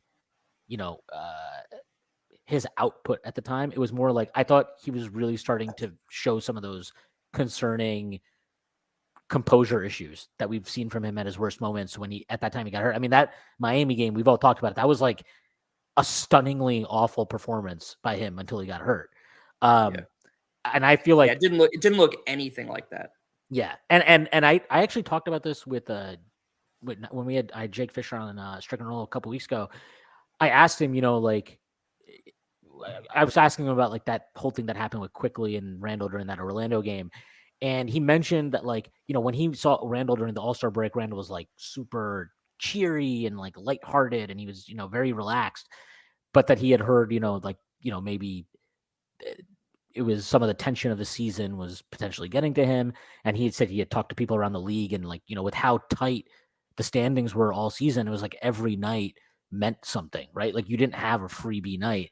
And I really feel like maybe getting that 2 weeks off where he didn't play, he wasn't involved obviously on the court, maybe that helped him get like a mental reset that benefits him going into the playoffs, because the guy we saw in that game 1 forget the percentages. I don't care what percentages guys are shooting in the series. That's just not how I'm going to determine who played well and who didn't. Forget his percentages. He looked so much like his, like you mentioned, Stacy, when Mitchell tried to get under his skin, he didn't respond. That's what you want to see. His composure was really good in this game. He at no point did it feel like the moment was getting too big for him, or he was stressing, or he was feeling the pressure. So yeah, I just wanted to, again, I know I've mentioned it a few times, but he was so good in this game, and he deserves a lot of credit for the Knicks winning. I mean, that offensive rebound, obviously at the end that's probably the play of the game, right? So yeah, and you're clearly not being results oriented. I feel like a lot of people are look at two very similar games, and it's if the team lost, it's oh, that was a terrible performance. But if the team won, it's oh, well, actually. But in this case, I don't think you or we are being oh, well, the Knicks won, so let's view it glass half full. He just clearly impacted winning. He just did. And one of the ways that is because aside from a shot or two, every single shot he took was in the flow of the offense. There was not a single, oh no, Randle, don't take that shot. Maybe one of the baseline fadeaways that went in was oh God, Randle, don't take that. But I digress. I think he took a lot of good shots. I think he made a lot of good passes. I think the effort was mostly there. If anything, the effort was too much there and directed in the wrong place, on that double off of Garland. But you'd rather have that than the guy we saw in Miami who was just, oh, there's Martin in the corner, I'll just stand in the paint, and the guy who quickly put up his best individual defensive game, and a huge part of that was him recognizing that Randle basically wasn't there and quickly was guarding two guys at once pretty much at all times. That Randle was not there. He was just excellent in terms of impacting winning and playing within the flow of the offense and just the flow of the game. So yeah, I couldn't agree with you more. I thought Randle played a really good game, and I think if he keeps that energy, the shots will start falling and the games will be even better. A reminder, the playoffs are not about good efficiency stats, graphs, and stat lines that get RTs. It's about getting tough buckets in the half court and playing through. Is that a ball don't stop tweet? Yeah. I think in this series in particular, to your point, efficiency it's neither team is going to be particularly efficient. Even Mitchell, as you mentioned, it took them 30 shots to get where he did. But that said, Randle actually, the first half, he shot the ball really well. I wonder how much of it just was fatigue. It didn't seem like he had trouble getting to his spots. When Brunson's on the floor, they're just not going to double him as aggressively. The first half, he had Dean Wade on him, and did they double Brunson or Randle at all in this game? It really didn't feel like they did. They tried trapping Brunson a few times, but if you count that, they didn't really double Randle. Because I think that they trust Mobley and one-on-one, I think I get it.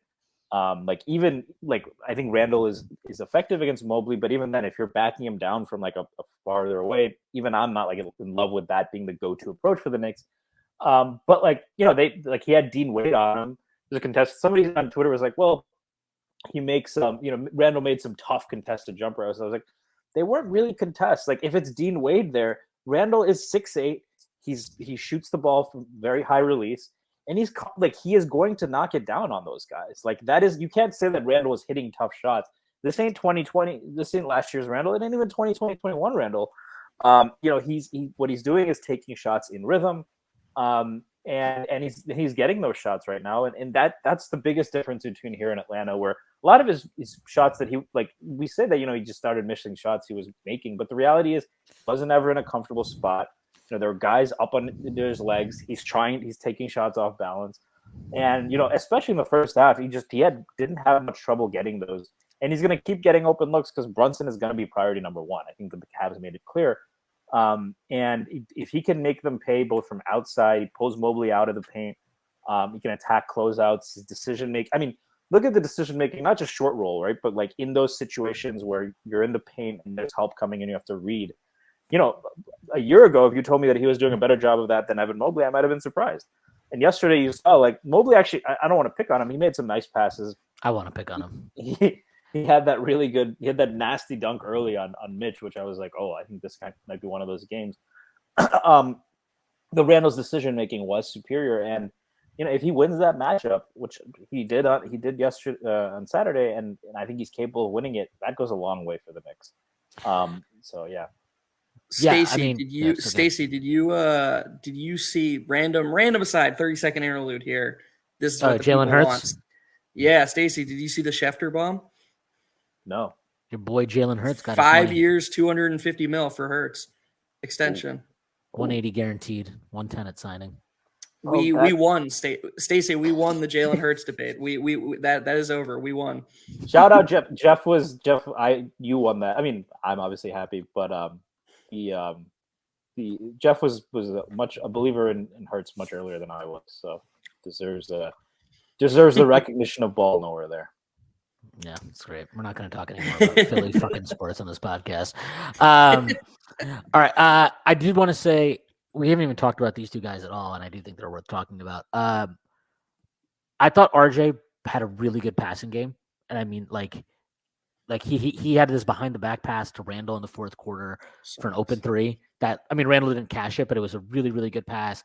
I talked about the one he made to Obi for a corner three, which didn't cash either, but I thought that was a really good pass.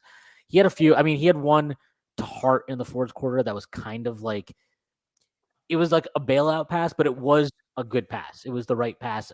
Hart got to the rim. He had a floater off of it. But again, I thought his half-court defense was fine. I don't think it was great. I don't think it was spectacular, but it was fine. I don't think it was bad at all. It was definitely better than we had seen from him in the regular season.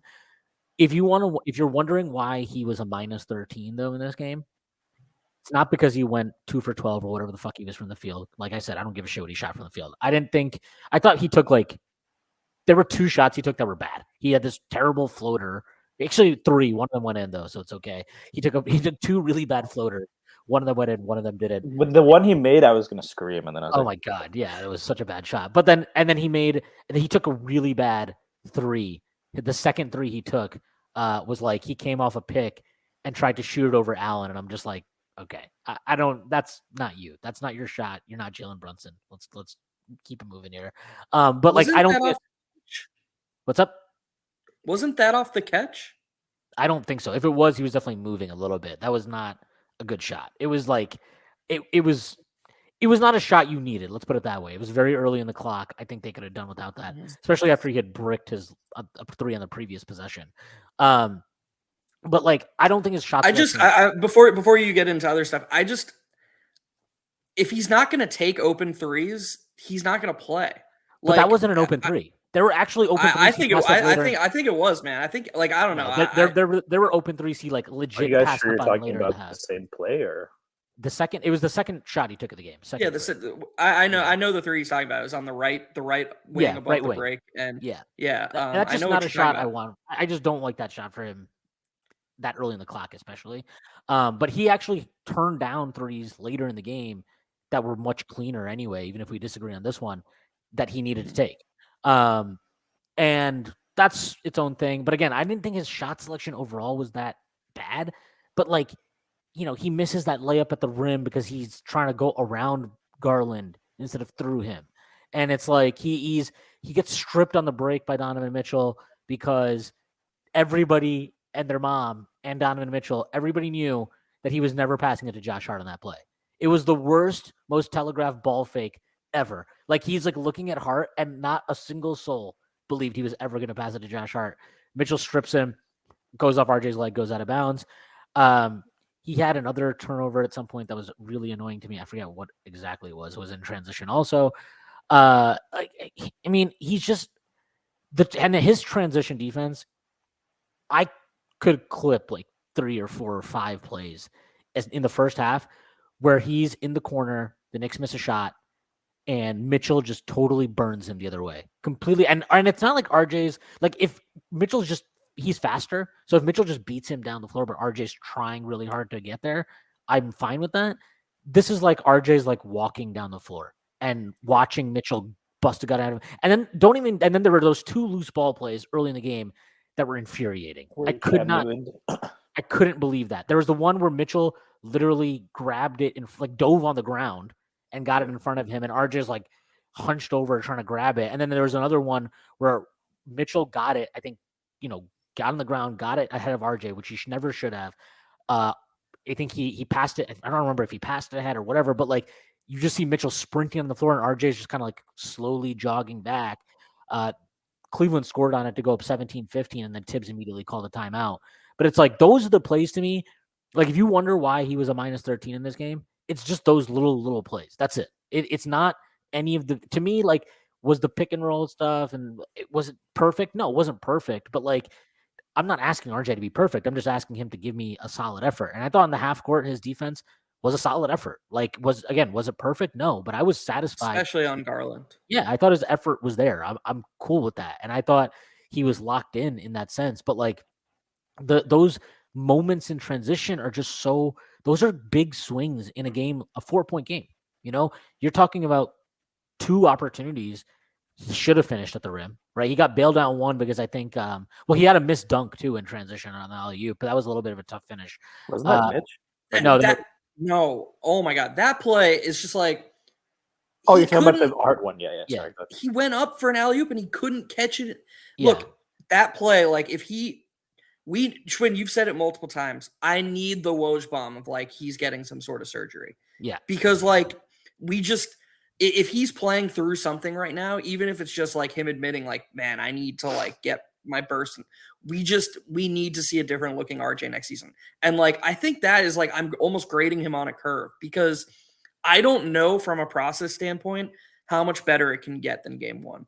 Like, I mean, the passing was really, really good. Even defensively. I thought the screen navigation was better than I've seen it. Yeah, like 100%.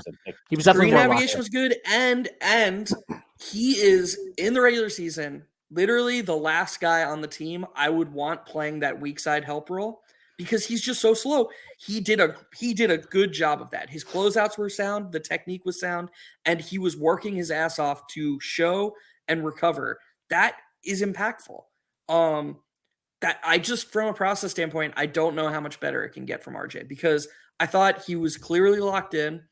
The two, those weren't 50-50 balls. Those were 70-30 balls. RJ needed to get those balls, and Mitchell gave 3 times the effort that RJ did. But aside from those 2 plays, and okay, maybe a shot or 2 didn't like, I thought RJ, from the way he played, he played a good game. But here's the thing. The guy, XJ, the guy who works for Knicks Film School, and he's really smart. I was talking to him, chatting with him a little bit about it. He's so in playoff game. In playoff games, process can only get you so far. At a certain point, and this applies to Quickly too. Who is quickly? Yeah, it applies to everyone. But Quickly is like the king of process. Like we talk about it all the time. Yeah. It's hard for Quickly to negatively impact. Excuse me? I thought that was Embiid. It's hard for Quickly to have a bad game because he's just always doing the right thing. So like even in a game when he goes 0 for 5 or like 1 for 9. But the thing is that that's more of like in a macro sense, like, oh, Quickly went 1 for 9. Okay, well, we can still feel good about him because we liked how he played. You can't play guys through slumps in the playoffs. That's the problem. This is a 7-game series. Yeah. And that's why I loved the way Tibbs treated Quickly. Okay, like, yeah, you're playing fine, a few bad turnovers, but that doesn't matter. You clearly don't have it tonight. I'm shortening the leash. Yeah, and I don't think it was like, I'm not even concerned. It's not like he's not going to play Quickly next game. So I'm not like, that's why I was totally fine with that. I'm like, yeah, okay, Quickly doesn't have it tonight. Cool, move on. Let's go. Like, yep, we're trying to win this game. That rebound he got on Jared Allen was fucking special, though. Yeah, it was. That was a good rebound. That was cool. The thing is that just really quick, really funny thing about that play. We have a full regular season of the Knicks were literally 11 points better per 100 when RJ was on the bench than when he played, and they were minus 13 in this game when he played, plus 17 when he sat. We won the game in the minutes RJ sat, and so I'm bullish on RJ playing well in game 2 because of the process he played with in game 1. That's why I'm choosing to remain optimistic. But make no mistake about it. He can't keep playing 31 minutes if the absolute output keeps looking like this. And it just can't happen. And to your point, like, the same thing we've been saying about Okoro and Levert and Osman, where it's like the Knicks aren't going to respect them, so that kind of mucks up the Cavs offense. But if they hit shots, maybe that changes obviously how the Knicks have to defend, and that opens things up. Blah blah blah. Look at how, again, I mentioned this earlier, but like look at how the Cavs were defending RJ when he was off the ball. Like his man, I'm telling you, you go back and watch some of this stuff. Like his man is not anywhere near him. He's not worried about him. He's like in the paint trying to cut off a Brunson drying. He's in the paint helping on Julius. He's in the paint doing anything but worrying about RJ Barrett. And RJ cashed in that 1-3 above the break in the second half. But like he airballed a wide open corner three. And his 2 or 3 3-point misses in the first half, they weren't even close. Like they were not close, and they were not really heavily contested either, which is like kind of the point. Is he, for him, like more so than Quickly or Grimes to me, and this is why. Like I think Quickly and Grimes are more capable of playing still, even in a playoff scenario, still being worth playing, even if they're not necessarily shooting well, because teams will always treat them like they're shooting well. They will always defend them like they're good shooters. Teams are right now at least like, this is not the 40% RJ we saw a couple years ago where teams were really like worried about the three ball. He's been basically the worst high volume 3-point shooter in the NBA for like 2 or 3 months now. They're not defending him off the ball. They're like, he's basically getting like almost like Andre Roberson type of treatment at this point. Like it's like literally a guy teams are just like, okay, beat us from out there. So while like I agree with you, I thought his overall process was a lot better than what we had seen in the regular season. But my problem with him is always like those margin plays are really the ones that burn you. And like you can't fuck up that many possessions in transition. You cannot fuck up that many possessions in defensive transition. Like those are so important in the playoffs, especially it was a 4-point game. So this game could have tilted on those margins. It didn't, obviously, thankfully. And I don't want to kill RJ either, because I do agree with you. Like a lot of the process in this game on both ends was encouraging from what we had seen throughout the regular season. But it's like, it makes it even more frustrating where it's like, I can point to those things and be like, these were genuinely good things that RJ provided. But then at the same time, I'm like, these other things that you still fucked up really like negatively bring down your performance level so much. And they feel like they should be so easily correctable, like it shouldn't be hard to score on a 2-on-1 fast break. It shouldn't be hard to connect in an alley-oop at the rim. It shouldn't be hard to just run back in transition as fast as you can. These aren't like super hard things. And if you want to see the antithesis of like what I mean about that stuff, like I didn't even know Josh Hart had 17 and 10 because I was watching the game out and I was not following the box score at all. And I want to transition Hart because we haven't even talked about Josh I hope Hart. you saw 3 of those at least. Yeah, I mean, Josh Hart was fucking nails in this game. He hit probably the biggest three of the game on a possession that was going absolutely nowhere. His hustle on the glass, offensive glass, how many cheap buckets did he get? 3 or 4? His work in transition was phenomenal. He was so fucking good. That missed alley-oop, he saved it by getting the rebound, right? Yeah, he got the rebound and he finished it. And it's like, he was just so good in this game. And it's not because he made a 3 or because he did. It's because he wins all of those margins. Every single margin in transition, Hart will win you. He will get back in transition defense. He will go get the defensive rebound, a contested defensive rebound. Well, I mean, that play where he saved the ball off of Mobley to win possession late in the game, fucking fantastic. Like, he just makes all these type of winning plays. And honestly, that's what separated him from all those guys in that game. RJ, IQ, Grimes. Not necessarily that all of them were failing to get back in transition or get forward in transition or whatever, but like he was able to complete all those plays. And he was just so fucking good. And it's funny that this is his playoff debut, because when we traded for him, I was like, Josh Hart is like the most playoff player. Like he's like the most, I don't like, even though teams are helping off of him from 3, I just totally trust him. Like even when he makes stupid decisions where he's like, I'm gonna pump fake on this open three and drive into the lane into like 15 different people, and somehow I'll like make some bullshit ass fadeaway mid range jumper or something. But like he's just, you can tell the moment isn't too big for him. He doesn't even he doesn't even feel the moment. He's just playing. He was awesome.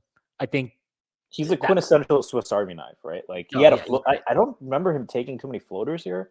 He had a really nice floater yesterday. Yep. I do want to talk about Hart. Something you mentioned, I kind of just wanted to ask about. I don't know if you saw a couple months ago or it was recent. Draymond Green was giving an interview. I believe they had just played the Clippers, or they had played Westbrook's team, and he was talking about, they had basically just given Westbrook treatment at the 3-point line where we're not going to guard you, and he was talking about how like that can maybe even make it more difficult because when the team is telling you go ahead and shoot, that can get in your head. Do you think that we saw that with Harrison Barnes in the finals in 2016?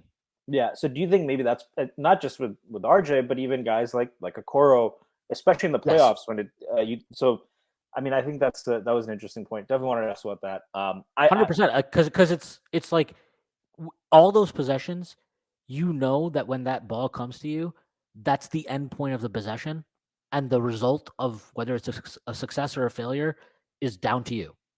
And like, Klay Thompson, if you put him in that position, it wouldn't matter if he was 0 for 15. He would never doubt himself. But like, Isaac Okoro is not Klay Thompson. RJ Barrett's not Klay Thompson. They don't necessarily, and they for good reason, they don't have the same confidence in a 3-ball that a Klay Thompson will.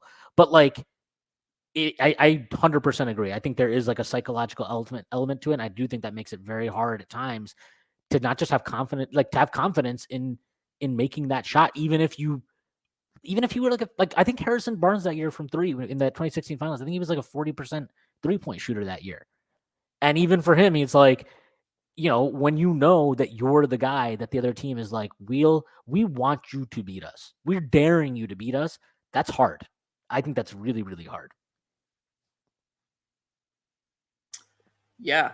I agree. I don't think I can do better than Shwin did. So I agree. I agree with you. And I remember people were killing Milwaukee in Game 7 last year against Boston because their entire strategy was just like, we're just not going to defend Grant Williams. We'll let Grant Williams beat us. And people killed them for that. But I was like, given how Tatum had killed them in Game 6, absolutely roasted them in that Game 6. That's probably the best game of his career. And I think Brown had played well in that game too. And it's like, if you're a bet, I would much rather do what they did, where they were just like, if Grant Williams beats us in Game 7, so be it. We'll take that shot. Like, I think that's okay. They made a bet and they lost it, but we've seen how many times have we seen that work? We saw that. I mean, Golden State won. They turned around that series against Memphis in 2015, right? Where they were just like, okay, Tony Allen's out here. Cool. We're not defending him. Have fun. So we've seen that work, obviously, before. I'm with you. I'm sure. I mean, Draymond knows this himself. He's one of those guys left wide open, so he knows it. He knows it works. Yeah. Getting back to Hart though, he's really reminds you of, like, he seems like a 90s Knick. Like, to the extent that this team like kind of has a lot of that physicality, he like fits right in. And he just he can get a floater when you need it. He just gets you whatever you need when you need it. And that's why like if I was a Cavs fan, I'd be like, he hit 17 and 10. He hit a crazy step back. Come on, guys. You think that's replicable? But like, it was 17 on 11 shots, maybe a little bit higher output, but like, he takes very few shots. He's very efficient with them because he knows what he can make.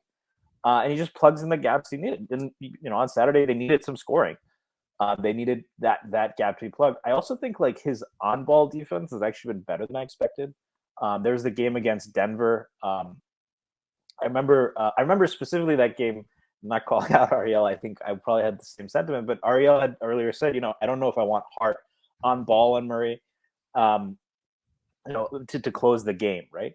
And Hart locked up Jamal Murray, and Ariel afterwards said, yeah, like he showed out. And so I think that he had some really good possessions on Garland yesterday and Mitchell. And so like it's been everything you could have hoped for and more. I think in the let's just say my excitement over the Knicks win, I did text someone that this was the best trade the Knicks had made since Earl Monroe, and I was correct. There's Derek Harper, there's Bernard King, but let's just say I was feeling pretty good. But yeah, and I think that's absolutely that is exactly what the Cavs don't have, is like a guy who can even if it's, forget about making open threes, right? You need an irrational confidence guy. I mean, I don't even know if that's it with Hart, though, because I think he was not looking to take that step. In fact, that step back came because he pump faked out of what I thought was a decent look. I would have rather he just took that original catch and shoot. And then he looked at the clock and he was like, all right, fuck it. And then, got to do it myself. So I think that he's like a guy like Okoro, for example, isn't impacting the glass. He gives you point of attack defense. He's not really giving them much else. Chetty is a solid offensive player. I think he's actually a pretty good passer. If they want to do some more connective stuff, he might be a guy. But Okoro's really good at sticking his face in front of Julius Randle's elbow. He's really good at that. But they don't, and that kind of gets to the other point I was making. Like, so there was, sorry to bring him up, I know Knicks fans are tired of hearing about him, but Stephen A was on, but I think and was still complaining about why Donovan Mitchell should be a Knick, and Wilbon and Rose had both said you wouldn't be able to pair him with Brunson, this wouldn't have worked out, right? But they were talking about after the game, and Rose flat out said it. This was like one of the few times I've ever seen someone just completely silence Stephen A. He said, you won that game with your depth, right? Yeah. And you have that depth, and you still have all the picks. And Stephen A was like, yeah. And then he couldn't even whine about Mitchell anymore, which I'm sure he've used Jalen. Don't worry, he'll find a way. What is it, like in Jurassic Park? Life finds a way. Stephen A finds a way. And so, like, there might be some people who say, well, you still could have made the Hart trade, right? They would have had a lot of picks tied up. I don't think it would have been as smooth. They probably would have had to give up all the protected picks. So, if I'm wrong on that, I guess we could have made the Hart trade, even, if we made that Mitchell trade, fine. But these are the kinds of moves that the Knicks have made. And this is kind of, I hate when people are making this a referendum on the trade, right? Were the Cavs right to do it? I don't know if it was you tweeted this, Jeff, or someone tweeted it on Twitter. It was like, if your opinion should not, whether you are against or for the Mitchell trade, that should not be affected by this series, period.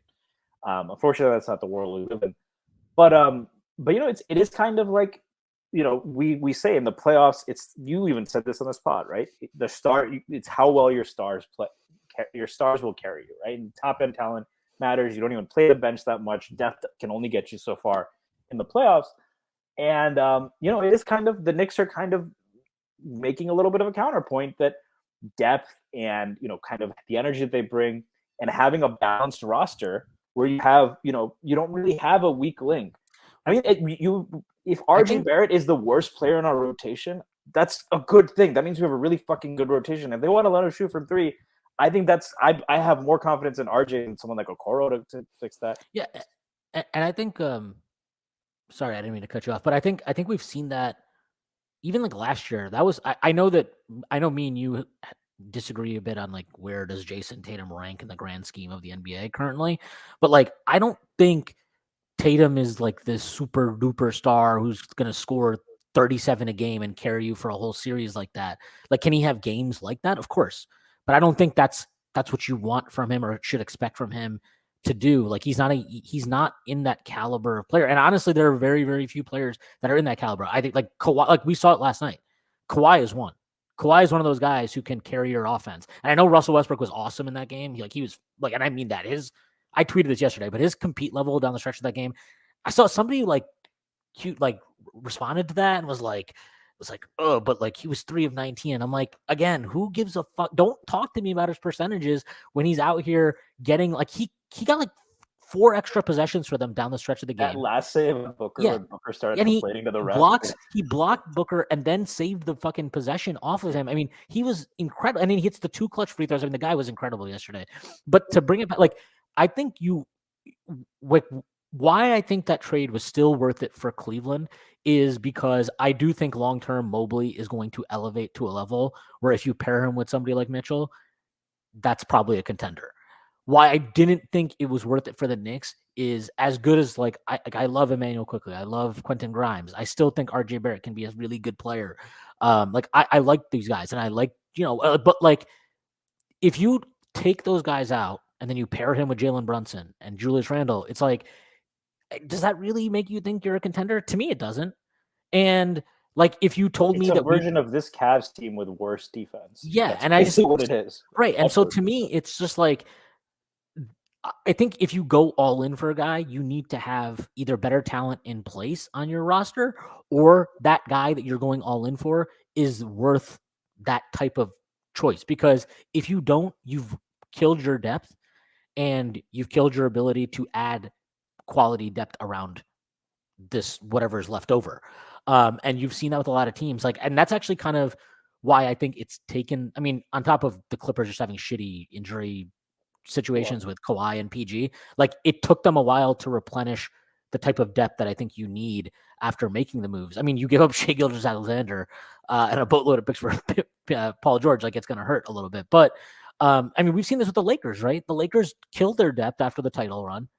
And now is the first time since then where they actually have quality pieces, right? They got Austin Reeves, and then the trade they made, right? They got Vanderbilt, D'Lo, and Beasley. And I'm not a huge Beasley fan, but like he's a functional player, And so like you got 3 functional rotation players. He won't get played off the floor on any end, right? And which was something the Lakers desperately lacked. I think Cran just talked a lot. Even like they got Hachimura, right? Who again is not a great piece, but like you put him next to AD and LeBron, all of a sudden he's protected a little bit defensively. You're not asking him to do a shit ton offensively. You get more value out of it. So like you see the value. I think you're seeing the value of depth. I think, and you're going to continue to see it in these playoffs.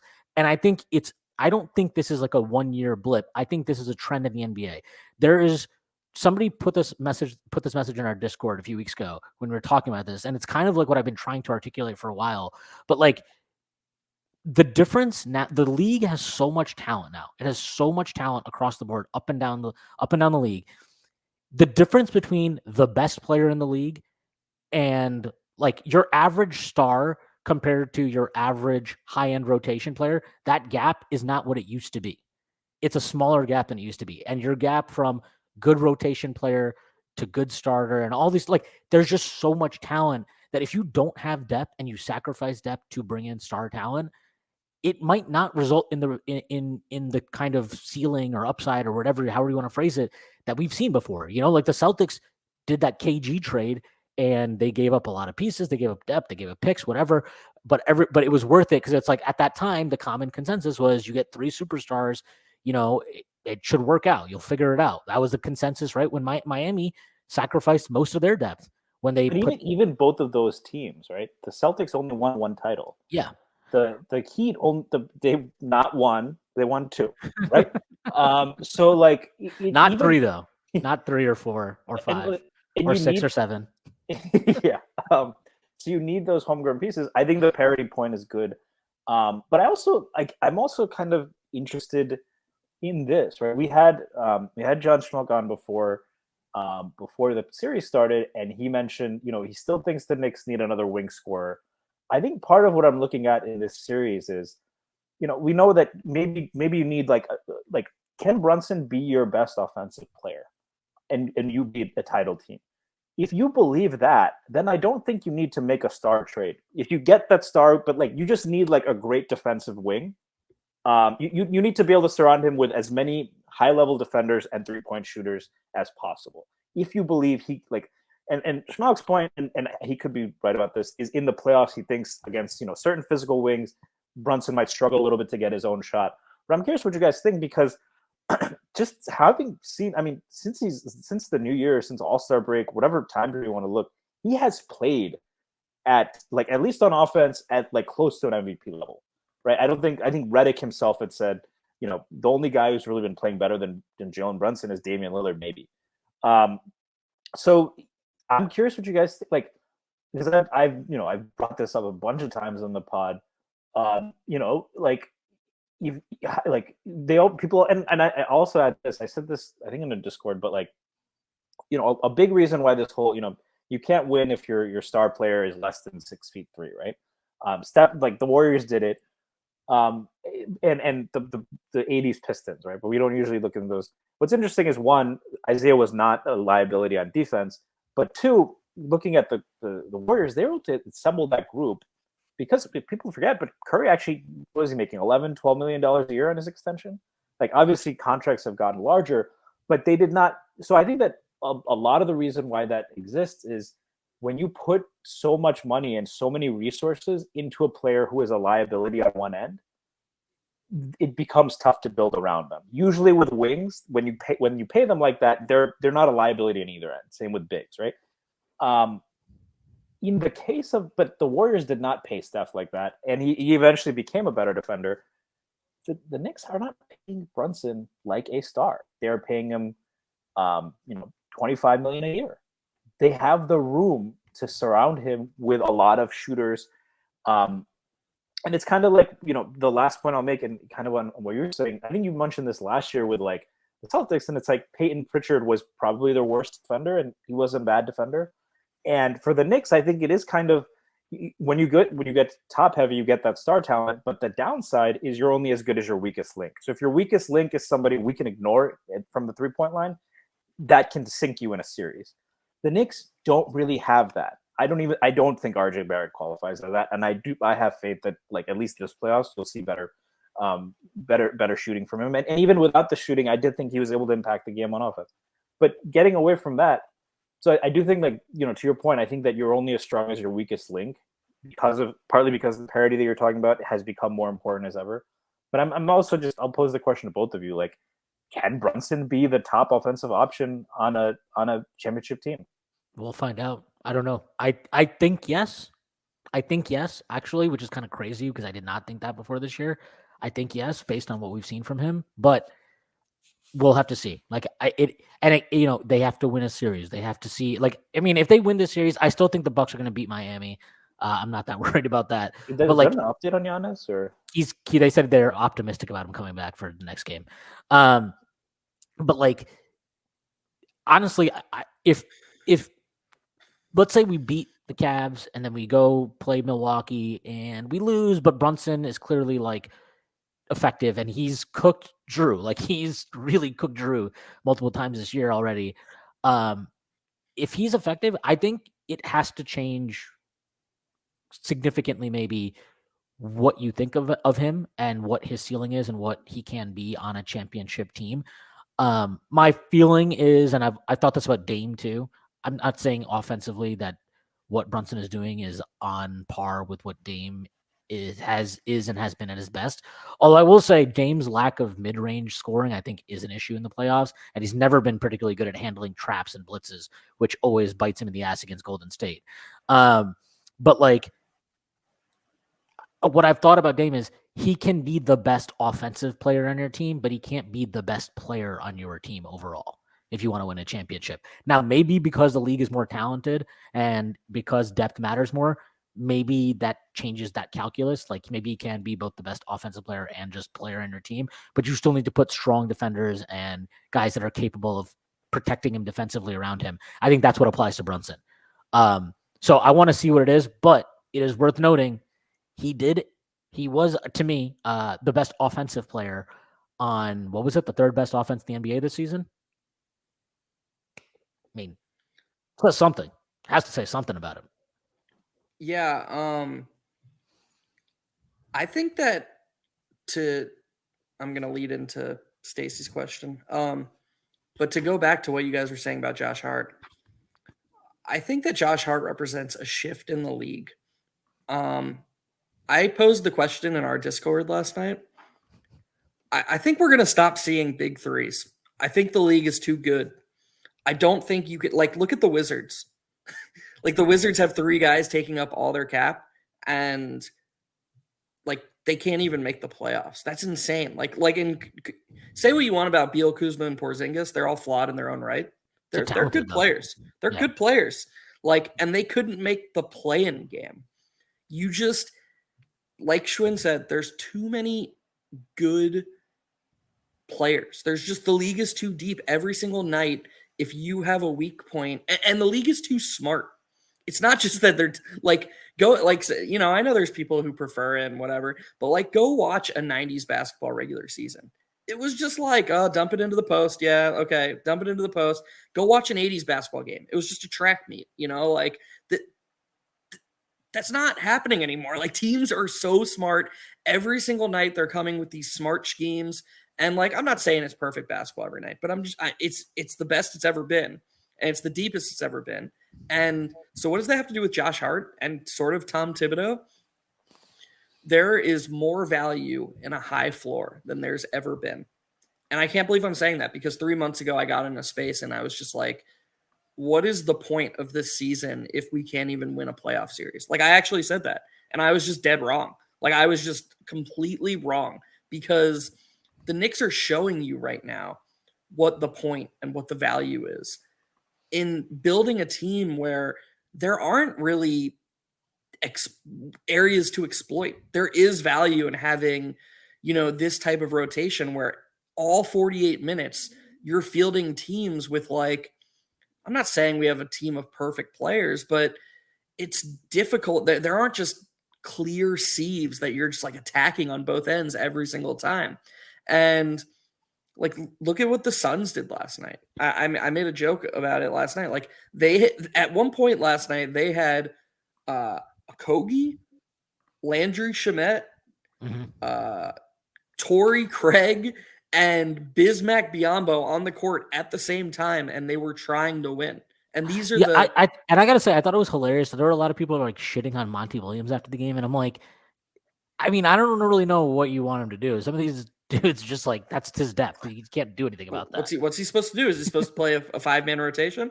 Like yeah, Kevin Durant's like he gets injured every 5 days anyway. Like he can't exactly push him 48 minutes a night. Yeah, I think we're moving towards a league where consistently good players with one or two you still need a star. I'm not saying you can be, just this good team. You need a star. You need multiple stars maybe. But you can't just have the stars. You need the depth now. Like the LeBron in 2018 was great. And LeBron in 2007 and 2009 was great. And I'm not saying he would have missed the playoffs in these years, but he's not making those runs, as great as he wants to be. He needs pieces. Even that good a player needs help in today's league. And that's how good the league is these days. And what the Knicks are doing right now, I don't know. I thought one of the most interesting pods to sort of prop you two up a little bit. I thought one of the most interesting conversations I've ever heard you two have was when Stacy posed the question, are we sure the Knicks need to get a star? Can they just Josh Hart their way to a title? And y'all talked about it for like 30 minutes. And I was just sitting there listening to you guys talk about it. And I was just like, I really think that they can Josh Hart their way to a title. I think I was on Stacy's side. I think it would be a mistake if they made a big home run trade and gave away multiple assets. I think that if there's a way that they can turn Fournier's contract and one, maybe two of their players and then a bunch of picks into a legit star, okay. But like Quickly, Grimes, RJ, if we can keep at least two, if not all three of them going forward and just sort of nickel and dime our way, bet on progression and bet on depth. Well, I think one of the big things is going to be Hartenstein because he's an expiring contract after next year. You would think that I think he does really enjoy being in New York. He seems like an awesome fucking teammate, and he's like really gone out of his way to praise Julius a few times. So he seems very well liked in the locker room. And he's CAA, so like you would think there's like a path to keeping him, but that is definitely one. Beyonce's a model, so there could be advantages to staying in New York there too. So. Yes, for good reason. She's a model. But yeah, I mean, you would think that, that's the type of thing you're talking about, where it's like depth is awesome, but you also need to be able to retain it. I do think like the Knicks have very good pathways to retaining almost everybody on the roster if they want to retain them. But that's obviously something you need to consider. And then there's also the fact that there's a new CBA with new financial restrictions and penalties that you need to weigh.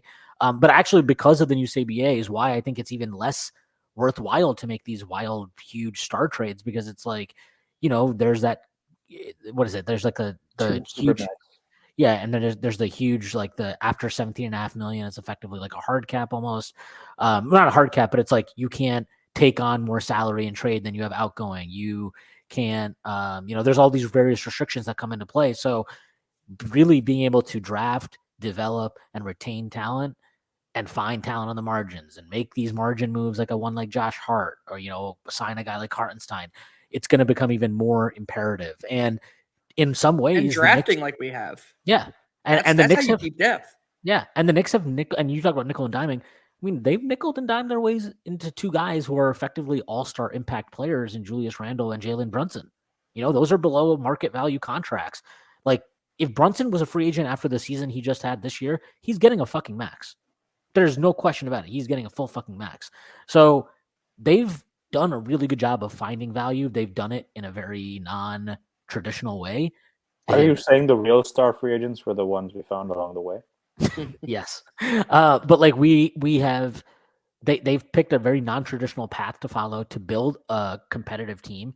They took a lot of heat for it from a lot of people, right? Why didn't you tank? You should have tanked. Should have traded Randle. We talked about that all last summer, right? Got to trade Randle. Did you want to trade Randle, Shwin? I did not, actually. I've always believed in Julius Randle.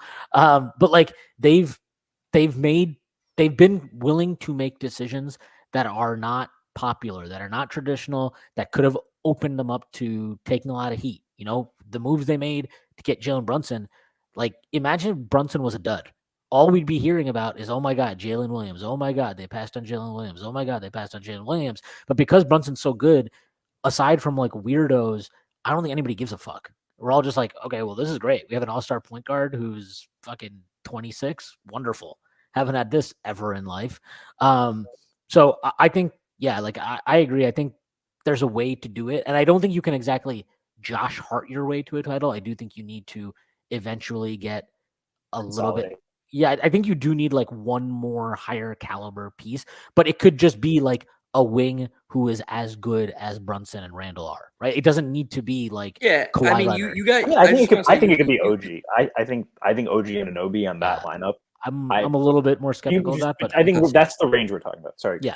I was gonna say the same thing Stacy did, except not OG. I was gonna say if we made the Jalen Brown trade you guys made, I think we would be title favorites.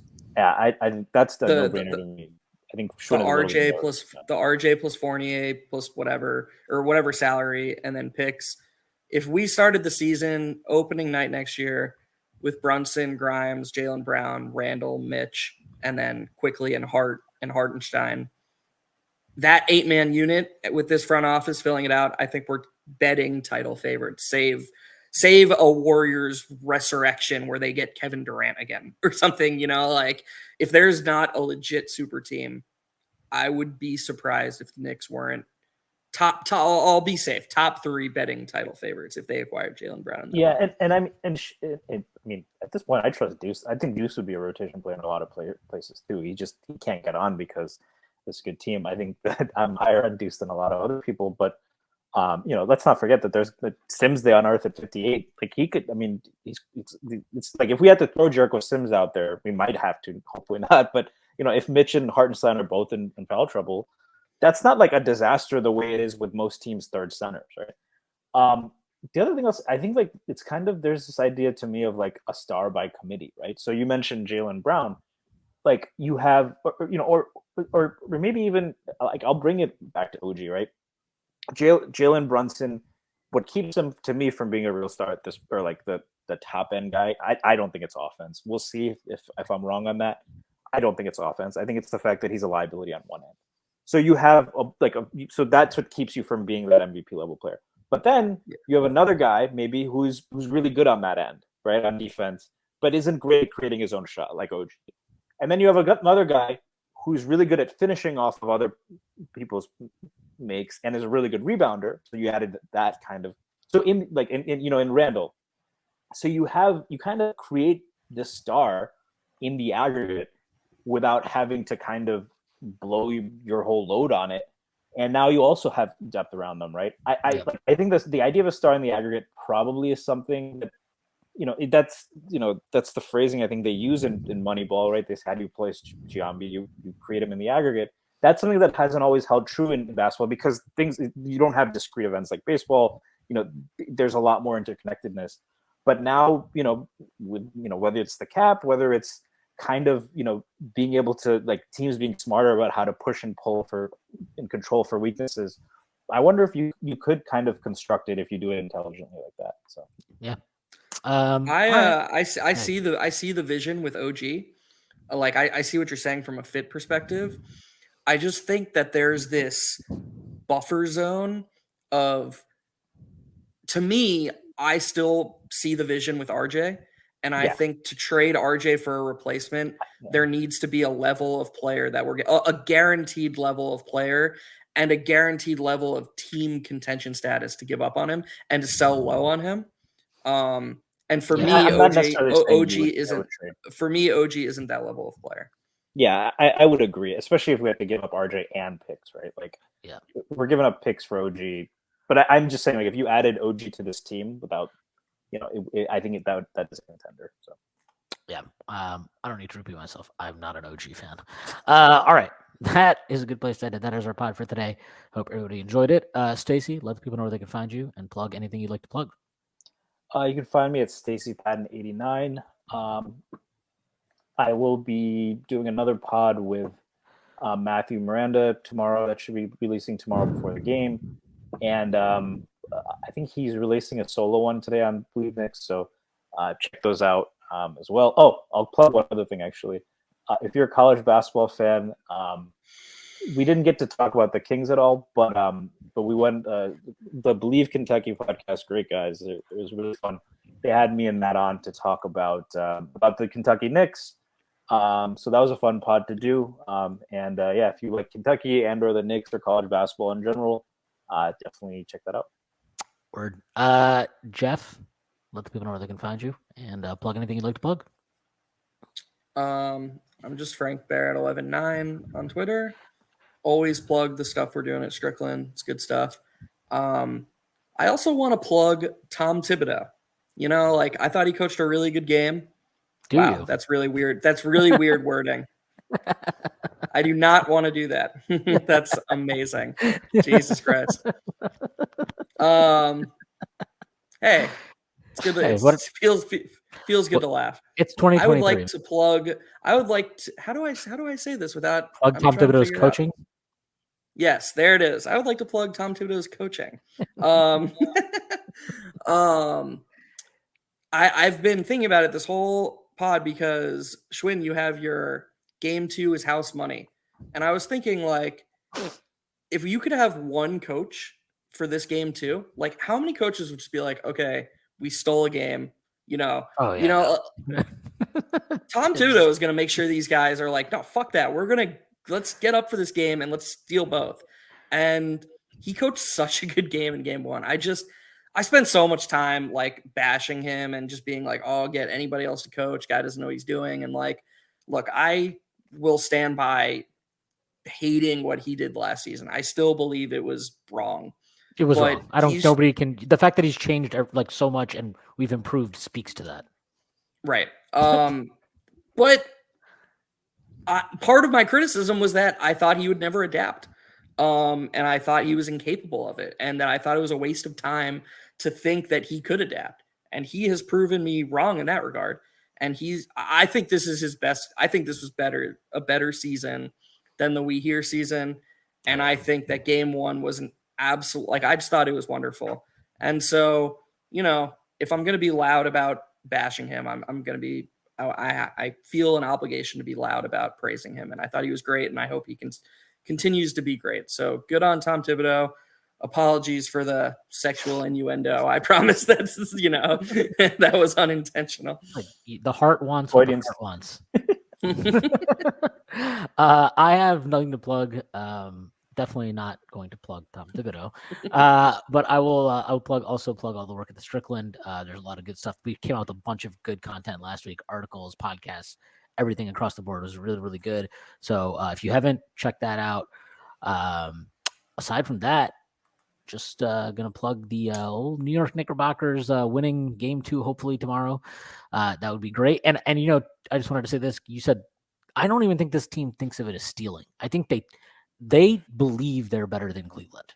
I think that's the key to this all. They believe they're as good as anybody. They play without fear. I don't think they ever feel when they step on the floor they're outmatched against anybody in the NBA for better or worse. That's the mindset you need to have. You can't be scared. You can't be tentative. And we talked about guys like Quickly and Grimes. Maybe they were feeling it, sure, but as a collective group, they didn't fold. And that's what this team is more than anything. It's a team.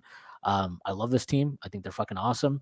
And hopefully they win a playoff series and we can keep this season going a little bit longer than anybody would have anticipated at the start of the year. Okay.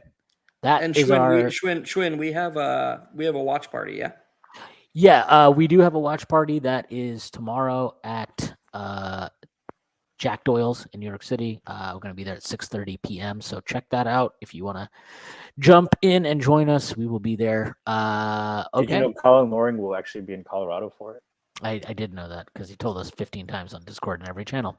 All right, that is our podcast for today. I hope everybody has a great week.